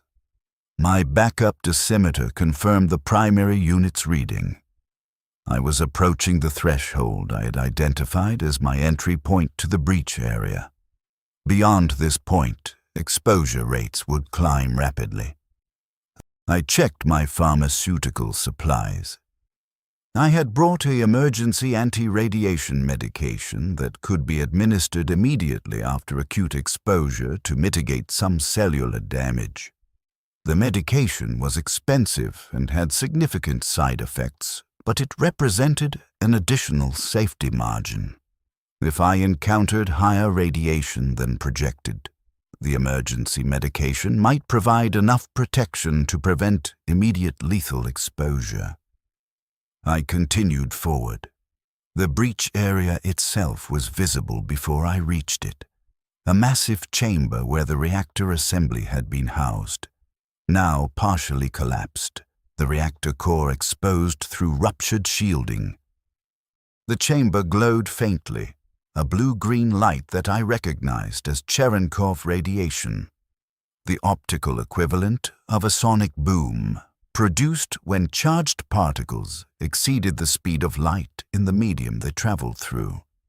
In this case, radioactive particles moving through contaminated air and water vapor. The glow was beautiful in a terrible way. Beautiful because it represented pure physics manifesting as visible light. Terrible because it indicated radiation intensity far beyond anything I had previously encountered. My dosimeter's needle slammed against the upper limit of its measurement range.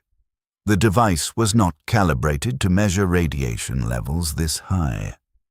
I was receiving exposure that exceeded 200 millisieverts per hour, possibly much higher. Without accurate measurement, I could not know the precise intensity. I had perhaps 5 to 10 minutes before my accumulated dose reached immediately dangerous levels. I needed to identify accessible salvage, extract it, and retreat. No time for careful assessment, no time for optimal material selection. Just grab whatever appeared valuable and leave. The breach chamber contained what I was seeking. Equipment that had been installed as part of the reactor's control and monitoring systems. I could see intact panels, sealed containers that might hold rare components, heavy cables that showed minimal corrosion because the high radiation levels had apparently killed even the bacterial processes that usually degraded materials. I entered the chamber, moving quickly to the nearest equipment panel. My hands shook badly now, whether from fear or neurological response to extreme radiation exposure I could not determine. I wedged my prying bar behind the panel and levered it away from its mounting. The panel came free more easily than expected. No corrosion to fight, just mechanical connections that separated cleanly. Behind the panel was a dense assembly of circuit boards, each board studded with components I recognized as high-value rare earth elements. Exactly what the Mechanicus paid premium compensation to acquire. I pulled the prying bar out and used it to break the boards free from their mounting frame, then dropped the broken boards into my collection satchel. My vision was doing something strange. The blue-green glow seemed to intensify, then fade, then intensify again in a pulsing rhythm. That was probably not a real phenomenon. More likely, my optical nerves were being damaged by radiation exposure and producing false signals my brain interpreted as changing light levels. I moved to a second equipment assembly, forced another panel, extracted more circuit boards. My satchel was perhaps 1/3 full. I could collect more. I should collect more. I was already accepting extreme exposure, might as well maximize the materials extracted to justify that exposure. I forced a third panel.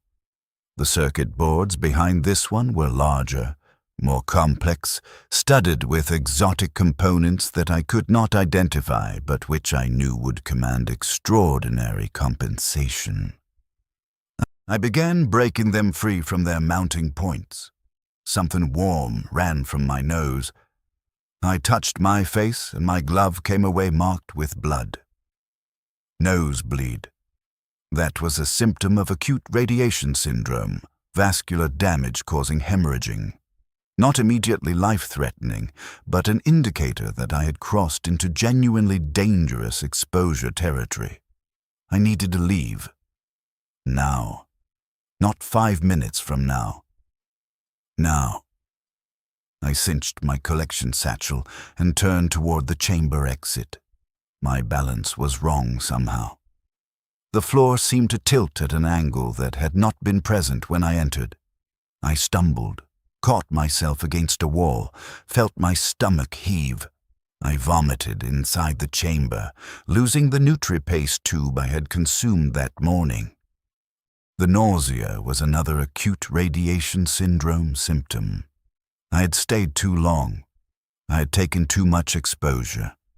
I staggered toward the exit, dragging my collection satchel, no longer concerned about careful movement or avoiding obstacles. The only priority was distance, getting as far from the breach core as possible, as quickly as possible. The corridor outside the breach chamber was disorienting. I thought I was moving toward the exit route I had mapped, but the walls looked different than I remembered. Had I taken a wrong turn? Was I going deeper into contaminated territory instead of retreating? My cognitive function was unreliable for navigation decisions. I checked my backup dosimeter.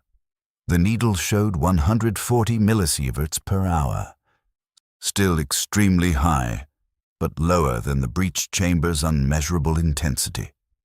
That meant I was moving in the correct direction, toward lower radiation areas. I continued along the corridor, using the dosimeter reading as my navigation guide. As long as the number decreased, I was moving toward safety. 120 millisieverts, 100, 85, 70. Each decrease felt like victory, like successful progress toward survival. My vision continued to pulse and distort. Several times I had to stop and lean against walls, waiting for the vertigo to subside enough that I could continue walking. Blood continued to drip from my nose. I did not bother wiping it away. My gloves were already contaminated, and touching my face would only transfer more radioactive particles to my skin. I lost track of time during the retreat. The journey to the exit might have taken 20 minutes or 90 minutes. I could not assess duration accurately. I only knew that eventually I reached the sector entrance, stumbled through the blast door, and collapsed against the wall in the decontamination area, where scavengers removed their protective equipment. Other scavengers were present in the decontamination area. They looked at me with expressions I could not interpret. Concern, fear, recognition of what I had done and where I had been. One of them approached me. Not the older scavenger I had spoken with previously. Someone else, younger, his radiation damage still in early stages. "You went to the breach core," he said. Statement, not question. I nodded, unable to form words. "You're dying," he said, with the same clinical flatness the Medikey technician used. "You understand that? You received a lethal dose. Even with treatment, you're dying." I did not respond. I was aware of the possibility, probability even. But I needed to reach the way station, needed to convert my extracted materials into compensation, needed to access emergency medical treatment before making any final assessments about survival prospects. I pushed myself upright and staggered toward the way station, still carrying my collection satchel. The functionary processed my materials with their usual mechanical efficiency. They examined each circuit board, scanning for component identification and quality assessment. 23 rare earth component assemblies, they stated. Premium grade, multiple exotic elements present, promethium compound integrations, crystallized adamantium lattice structures, archaeotech grade processing units. Compensation rate, 8,500 chits per assembly. Total compensation, 195,500 chits. The figure barely registered in my cognitive awareness.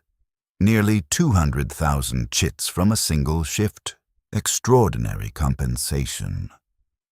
Possibly enough to fund intensive medical treatment that could save my life if I had not received immediately lethal exposure. I collected the promethium chits mechanically, distributed them across my pockets, and walked directly to the medical facility I'd been using for monthly assessments. The diagnostic scan took longer than usual. The Medici technician's augmetic eyes clicked continuously as he reviewed the data. His expression, what I could read of it through his augmetic modifications, showing what might have been concern. Your acute exposure was approximately 400 to 600 millisieverts, he said finally. Possibly higher. There's evidence of severe cellular damage that suggests exposure might have reached 700 millisieverts in localized tissue areas. You're presenting with acute radiation syndrome. The nosebleed and nausea you experienced are early symptoms. Over the next 72 hours, you'll likely develop more severe symptoms. Continued hemorrhaging, extreme fatigue, possibly loss of consciousness. Treatment options? I asked, my voice rough. Aggressive cellular repair protocol using the highest potency compounds available, combined with bone marrow stimulation, blood transfusion to replace damaged cells, and continuous monitoring for the next week to manage complications as they emerge. Total cost, approximately 80,000 chits. 80,000 chits. I had just earned nearly 200,000 from my salvage extraction. I could afford the treatment with substantial reserves remaining. Begin treatment immediately, I said. They moved me to a medical chamber and initiated the protocol. IV lines delivered medication directly into my bloodstream. The Medici technician explained that the next several days would determine whether the cellular damage was reversible or had crossed into irreversible organ failure territory. You understand you may have permanently reduced your life expectancy to months rather than years, he said while preparing the transfusion apparatus. Even if we successfully treat the acute symptoms, the damage you've sustained has likely accelerated your progression toward critical system failure. The aggressive work protocol you've been following, this latest exposure might have pushed you past the point where that protocol remains viable. I understand, I said, though I was not certain I did understand, not fully. My cognitive function was still impaired by the acute exposure. Complex risk calculations were beyond my current processing capacity. I spent 6 days in the medical facility. The first 3 days were the worst. My body attempted to purge the damage it had sustained through every available mechanism. Vomiting, diarrhea, sweating, bleeding. The bleeding was particularly concerning. I hemorrhaged from my nose, gums, and internally, requiring multiple blood transfusions to maintain adequate circulatory function. The Medici technician monitored me continuously during this period, adjusting medication dosages, managing complications, keeping me hydrated and nourished through IV systems since I could not retain food consumed normally. On the 4th day, the acute symptoms began subsiding. The bleeding decreased. My nausea became manageable. My cognitive function started clearing, allowing me to think with something approaching normal analytical capacity. On the 6th day, the Medici technician performed a comprehensive diagnostic assessment and reviewed the results with me. You survived the acute phase, he said. Your cellular repair response exceeded my projections. Either your genetics include some resistance factors that aren't common, or you are fortunate in how the radiation damage distributed across your systems. Your bone marrow is recovering function, your organ systems are stabilizing, and your neurological damage appears to be minimal. What's my projected lifespan? I asked directly. He consulted his data slate, scrolling through multiple screens of medical data. Difficult to calculate precisely, your cumulative exposure is now approximately 2,200 millisieverts. That's approaching the threshold where long-term survival becomes statistically unlikely. However, your response to treatment has been better than average. If you stop working in the ruins immediately, maintain intensive medical treatment, and allow your body maximum recovery time, you might extend your survival to 18 to 24 months. And if I continue working? His augmetic eyes focused on me with uncomfortable intensity. Then you'll be dead within 6 months. Your cellular damage has reached a level where additional exposure will cascade faster than any treatment can address. You've reached the hard limit. The mathematics have stopped working in your favor. I had received the same warning the older scavenger had described experiencing.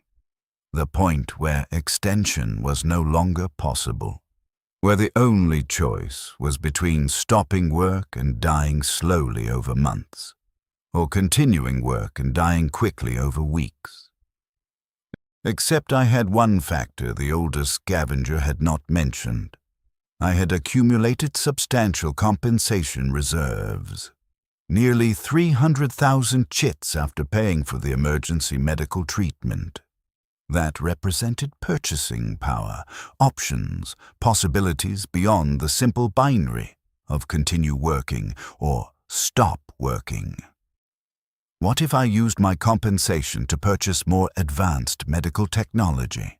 I asked. Augmetic replacements for damaged organs, cellular reconstruction procedures, anything that might extend operational capacity. The Medici technician was quiet for a long moment. That technology exists, he said slowly. The Adeptus Mechanicus maintains facilities that can perform extensive augmetic integration, replacing biological systems with mechanical equivalents that don't suffer radiation damage. But that technology is not typically accessible to underhive populations. It's reserved for institutional personnel, tech priests, military officers, individuals whose continued function serves important roles within the Imperium's operational structure. What if I could pay for access? He consulted his data slate again, accessing information networks I did not have clearance to view. There are unofficial channels, Mechanicus tech priests who perform augmetic procedures outside official approval protocols in exchange for substantial compensation. The procedures carry risks: rejection of augmetic components, infection, improper integration, but they do occur. If you're serious about pursuing this option, I can provide contact information. I'm serious, I said immediately. He nodded slowly and transferred data to a data chip which he handed to me. This contains contact information for a tech priest named Hadronus. He operates an unofficial augmentation facility in the lower industrial sectors. He does not ask questions about how clients obtain their compensation or why they require procedures outside official channels. His work quality is adequate. Not exceptional, but adequate. His prices are extremely high. What you're considering will likely consume all of your accumulated resources. I understand, I said. I spent the following week recovering enough physical strength to travel to the location indicated on the data chip. The address led to an industrial facility deep in the Underhive's manufacturing districts, a zone where the administratum's oversight was minimal and various unofficial enterprises operated with tacit institutional tolerance. The facility was a large workshop filled with equipment that looked like a combination of medical apparatus and manufacturing tools. Servo arms mounted on ceiling tracks moved overhead, carrying components and tools between different workstations. tables held partially disassembled augmetic limbs, torso casings, cranial implants. Hadronus was more machine than biological organism. Perhaps 20% of his body remained flesh, his face partially, and portions of his torso visible through gaps in his robed exterior. The rest was augmetic assemblies, mechanical systems, cables and power conduits visible beneath his robe's folds. He examined me with optical sensors more sophisticated than natural eyes, his mechanical voice stating observations as he conducted his assessment. Severe radiation damage across multiple organ systems, bone marrow compromise, preliminary liver and kidney failure, neurological degradation in early stages, estimated survival without intervention, 4 to 8 months. "Can you extend that timeline?" I asked. "I can replace the damaged systems with augmetic equivalents," he said. "Your lungs can be replaced with atmospheric processing units that provide oxygenation without relying on biological tissue. Your liver and kidneys can be replaced with filtration systems that will not fail under continued radiation exposure. Your bone marrow function can be replicated through synthetic blood cell generation implants. Your skeletal structure can be reinforced with metal frameworks that prevent the structural degradations radiation causes in bones." "At what cost?" "Total cost for comprehensive augmetic replacement of your compromised systems, 240,000 chits. The procedures would occur over approximately 3 weeks, with recovery time between each surgical intervention. Success rate is approximately 70%. 30% of patients experience rejection, infection, or integration failure that results in death or severe disability. 240,000 chits.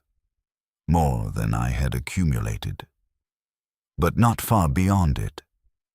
If I worked one more shift in the ruins before beginning the procedures, extracted high-value materials similar to the breach core salvage, I could potentially afford the augmetic integration. "If the procedures succeed," I asked, "what would my operational capacity be?" "Augmetic systems do not suffer radiation damage the way biological tissues do," Hadronus stated. "You would be able to work in extremely high radiation environments indefinitely, without experiencing the cellular breakdown that currently limits your survival. Your remaining biological components would still suffer damage, but the critical systems, respiratory, circulatory, filtration, would be protected. You could potentially extend your operational lifespan by several years. Several years. Not a full life, not a return to normal human existence, but years rather than months. Years of continued work in the ruins, continued compensation accumulation, continued service to the institutional apparatus that had sent me into those ruins initially. The decision was not difficult. I had no alternative options. I could stop working and die slowly over months as my organs failed. Or I could attempt the augmetic integration, accept the 30% risk of death during the procedures, and potentially extend my existence by years. I told Hadronus I would return in 1 week with the remaining compensation I needed. Then I left his facility and began planning one final salvage shift before the augmetic procedures began. I returned to Sector Gamma 7 6 days later, my body still weak from the acute radiation syndrome but functional enough for careful work. I did not plan to enter the breach core again. That risk had nearly killed me, and I could not afford another acute exposure before the augmetic procedures. Instead, I planned to extract materials from the moderately high radiation areas I had mapped previously. locations where I could work for extended periods and gather substantial salvage without crossing into immediately lethal exposure territory. The shift went as planned. I extracted approximately 30 kilograms of mixed materials, copper wiring, intact power cells, circuit board assemblies, working methodically across a 6-hour period in radiation zones ranging from 40 to 70 millisieverts per hour. My accumulated exposure for the shift was approximately 350 millisieverts, high, adding to my already critical cumulative dose, but not immediately catastrophic. The way station compensation was 68,000 chits.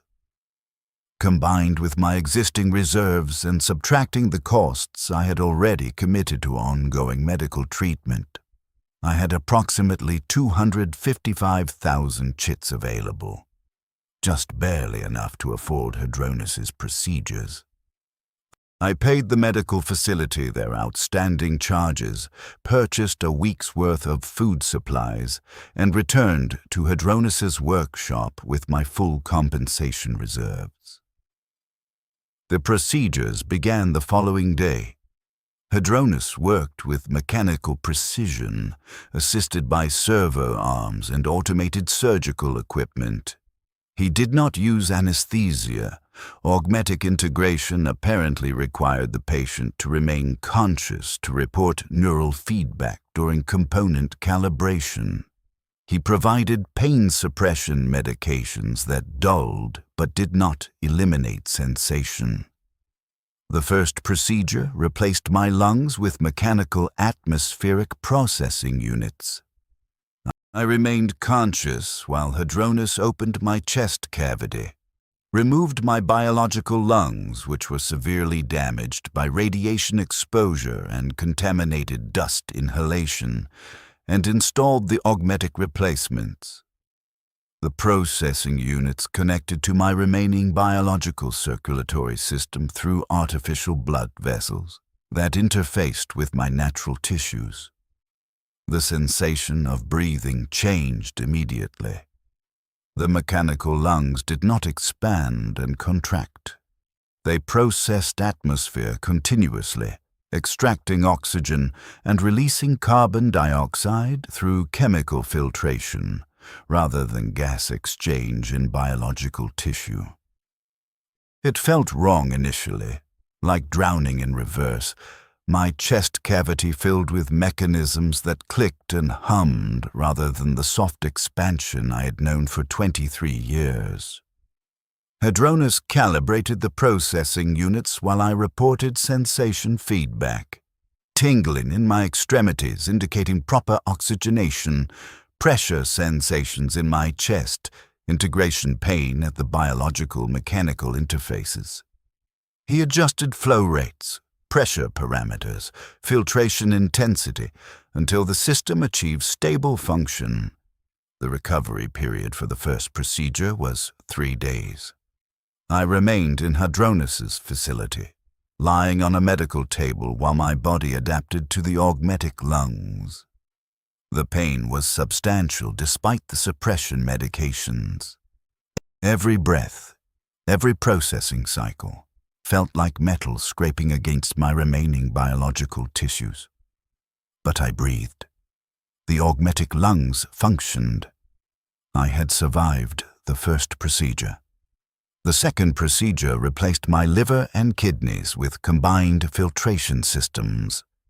Hadronus removed the biological organs, which he described as severely compromised by radiation-induced cellular damage, and installed compact mechanical filtration units that would process toxins and waste products from my blood.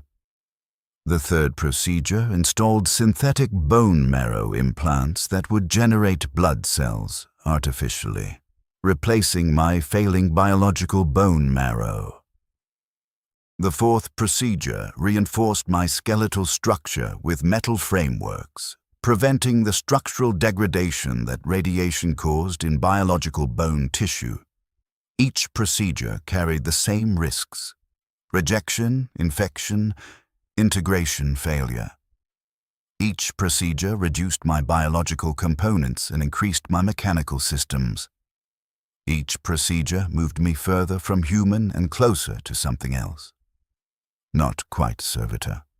I retained my cognitive function, my memories, my consciousness, but not quite human either.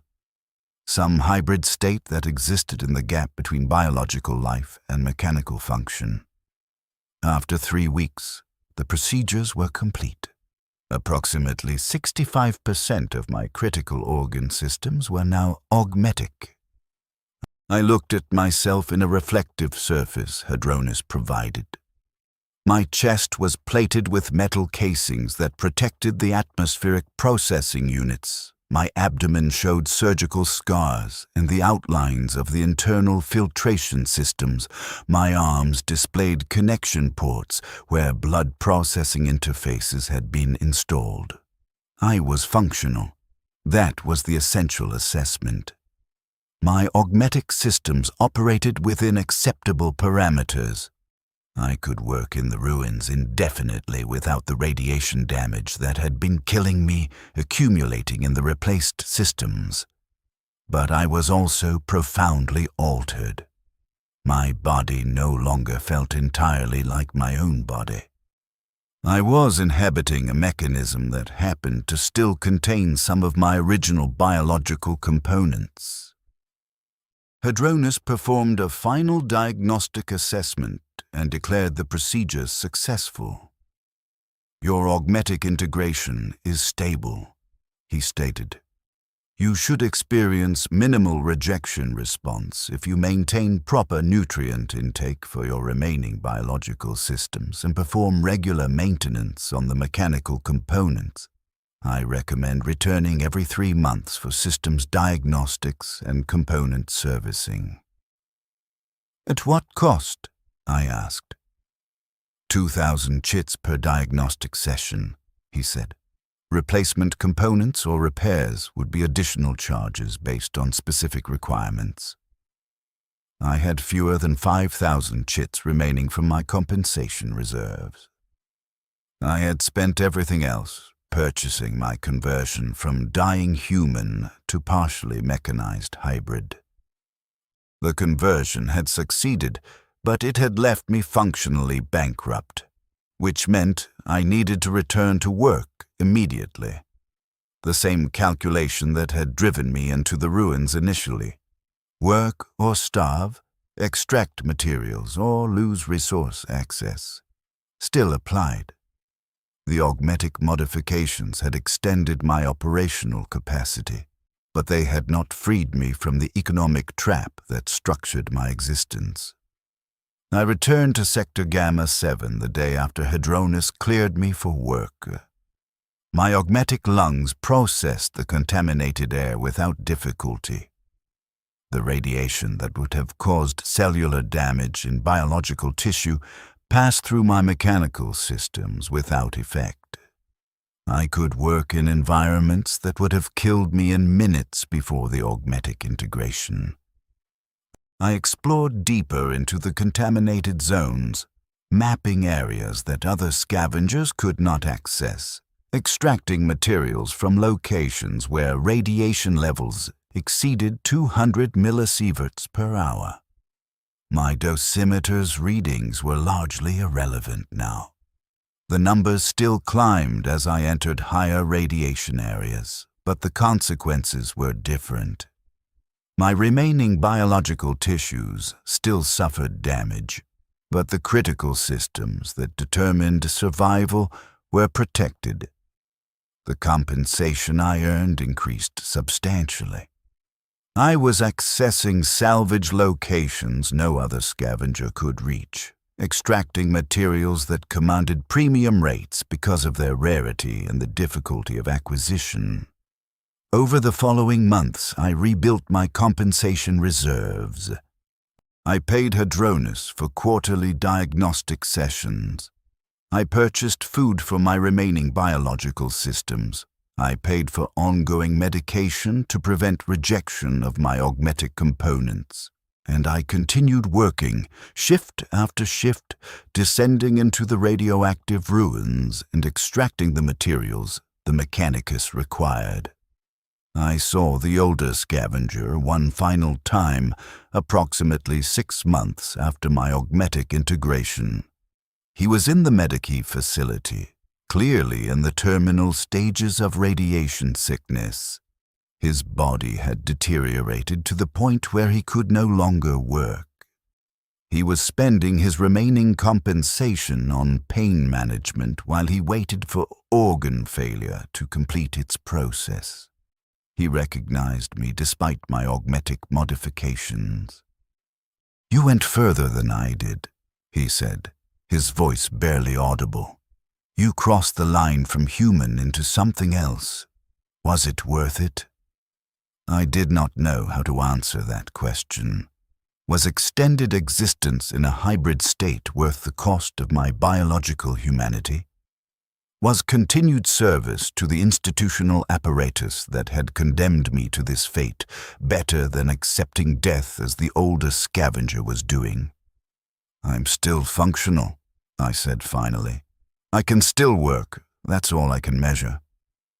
He nodded slowly, the gesture clearly painful. "That's all any of us can measure in the end. Function. How long we serve the machine before it consumes us completely." He died 2 days later. I learned this not from any official notification, but from seeing his name posted on a memorial board in the Null Market, an informal structure where scavengers recorded the names of other scavengers who had died, a way of acknowledging loss in a community that official institutions did not recognize or document. His name was Kelvin Thade. I had never known that until I saw it written on the memorial board. I had known him for months, had learned from him, had followed a similar path to the one he had walked, but I had never known his name. He had remained simply the older scavenger, an archetype rather than an individual. I added his name to my internal catalogue of losses, though I was uncertain why I bothered. The memorial served no function. The dead remained dead regardless of whether their names were recorded. But the catalogue persisted in my memory, or in whatever data processing architecture my hybrid consciousness now occupied, as evidence that specific individuals had existed, had worked, had died in the service of institutional structures that never acknowledged their sacrifice. I continued working. Years passed. Not 17 months as the initial projection had stated. Not 4 years as Kelvin Thade had achieved. Years that extended beyond those estimates because my augmetic systems did not fail the way biological systems failed. I underwent additional augmetic procedures as my remaining biological components degraded. My digestive system was replaced with nutrient processing mechanisms. My eyes were replaced with optical sensors that could operate in the low-light conditions of the deep ruins. My arms were reinforced with servo-enhanced strength systems that allowed me to extract heavier materials. I became less human with each procedure. My consciousness remained. I still thought, still remembered, still experienced something I categorized as self-awareness. But the substrate that housed that consciousness was increasingly mechanical. I was becoming a servitor voluntarily, not through lobotomization and forced conversion, but through incremental economic choices that each made sense individually but accumulated into complete transformation. Other scavengers entered the ruins, worked their 17-month average spans, died or disappeared into the Underhive's anonymous population. I continued. New scavengers saw me as I had once seen Kelvin Thade, an outlier, an impossible survival, a warning of what excessive risk and augmetic conversion could produce. I began to lose track of time, not because my cognitive function degraded, but because time became less relevant when death was no longer an imminent horizon. Days blurred into weeks, weeks into months. I worked continuously, pausing only for equipment maintenance and component servicing. The Mechanicus functionary who processed my salvage extractions began showing signs of recognition when I approached the way station. Not personal recognition. They did not know my name, did not acknowledge me as an individual, but functional recognition. I was a reliable component in their material acquisition system, a high-volume supplier whose output exceeded standard scavenger production by significant margins. They began providing me with specialized requisition lists, requests for specific rare components that required deep penetration into the most contaminated sectors. The compensation rates for these specialized acquisitions were extraordinary. I accepted the requests without negotiation. I penetrated into areas of Sector Gamma 7 that I had previously considered inaccessible. I mapped the reactor core itself, documenting radiation levels that exceeded 500 millisieverts per hour. I extracted materials directly from the failed reactor assembly, components so contaminated that they would kill any unmodified human who touched them within days. My remaining biological tissue continued degrading under the extreme exposures, requiring ongoing augmetic replacements. My flesh became a shrinking percentage of my total mass. Eventually, I reached a point where my only remaining biological components were portions of my brain and some connective tissues that the augmetic systems required for proper neural integration. I had become what I had feared becoming, a mechanism with consciousness, a thinking machine that served institutional functions without the possibility of escape or alternative existence. But I was still conscious. That detail remained important, though I could not fully articulate why. I still remembered being Davrin Helt, the factory worker who had been discarded by the productivity curve calculations. I still remembered my father's hands, that specific memory persisting despite the conversion of my biological brain into a hybrid neural processing architecture. I still remember the choice I had made when I was 23 years old, standing outside the entrance to Sector Gamma 7, understanding that I was trading my life for compensation, but unable to identify any better alternative. The choice had led here, to this current state, neither alive nor dead in any conventional sense. Functional but not free, conscious but not human.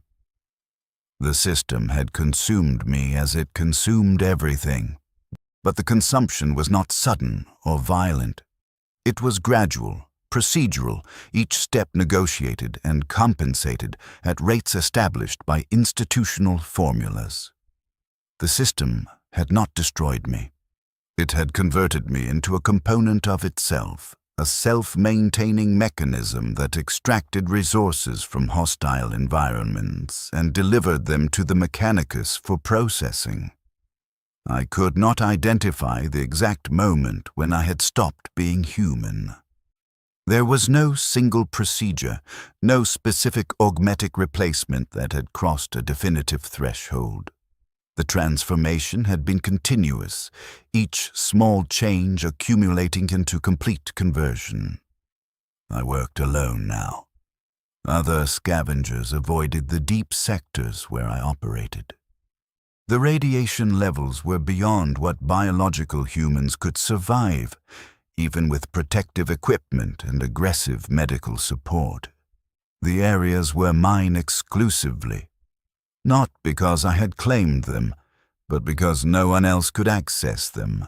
I extracted materials the Mechanicus required. They compensated me with promethium chits that I spent on maintenance, component servicing, energy supplies for my augmetic systems. The cycle was self-sustaining. I could continue indefinitely, limited only by the eventual failure of components that could not be replaced, or by some catastrophic structural collapse in the ruins that would bury me under tons of radioactive rubble. Years passed. I stopped counting after the first decade. The numbers lost meaning when death was no longer a relevant countdown. I simply existed in an eternal present, descending into contaminated sectors, extracting materials, returning to the waste station, repeating the cycle. The Imperium's institutional structures continued above me, processing their own calculations, managing their own populations, grinding their citizens into whatever form served their operational requirements. The Adeptus Mechanicus received the materials I extracted and incorporated them into whatever technologies they were maintaining or constructing. I did not know what purpose the materials served. I did not know if the power cells I extracted powered life support systems or weapon platforms. I did not know if the rare components I salvaged were used to maintain essential infrastructure or to build machines of war. The knowledge was not provided to components at my level of the institutional hierarchy. I simply extracted materials and delivered them to the functionary who logged the acquisitions. That was my function. That was what I had become. Sometimes, though increasingly rarely as years accumulated, I attempted to calculate whether alternative choices had been available. Could I have declined to enter the ruins initially, accepted starvation as the price of maintaining my humanity? Could I have stopped after the first augmetic procedures, accepted death as a biological human rather than continuing the conversion process? The calculations were hypothetical and pointless. The choices had been made. The conversion had occurred. I existed in my current state, and no analysis would alter that reality. But the questions persisted, cycling through my hybrid consciousness during the long hours of mechanical work in the ruins. Not because I expected to identify answers, but because asking the questions was perhaps the last remaining evidence that something human persisted beneath the augmetic architecture. My name was Davrin Helt. I was 23 years old when I entered the radioactive ruins for the first time. I'm no longer 23. I'm no longer entirely sure what age means when applied to a consciousness that has been sustained through progressive replacement of all substrate components. I exist in Sector Gamma 7 and the surrounding contaminated zones. I extract materials the Adeptus Mechanicus requires. I serve the institutional apparatus that condemned me to this function. The Imperium protects. That is what the propaganda claimed, what the drill abbots would have recited, what the institutional doctrine asserted as fundamental truth. I have found no evidence supporting that claim in 47 years of operation in these ruins. The Imperium does not protect. It processes. It converts. It consumes. I am the evidence. I am the processed component still capable of remembering it was once human, still capable of understanding what was taken and what was given in exchange. The compensation was inadequate. But I accepted it anyway because no better terms were offered. I continue accepting it, every shift, every extraction, every component servicing where my remaining humanity is reduced by one more increment. The ruins are eternal in the 40K universe. The contamination will persist for millennia. The salvage will continue for as long as institutional structures require the materials buried in these sectors. I will continue for as long as my components function and can be maintained. That is my survival. That is what I purchased with my humanity. The needle on the dosimeter no longer means anything to me. The red zone has become simply another operational environment. I move through radiation fields that would have killed my biological self in seconds, and I feel nothing. No fear, no pain, no physiological response at all. Just the mechanical process of extraction, compensation, maintenance, repetition, forever or until the machine finally fails.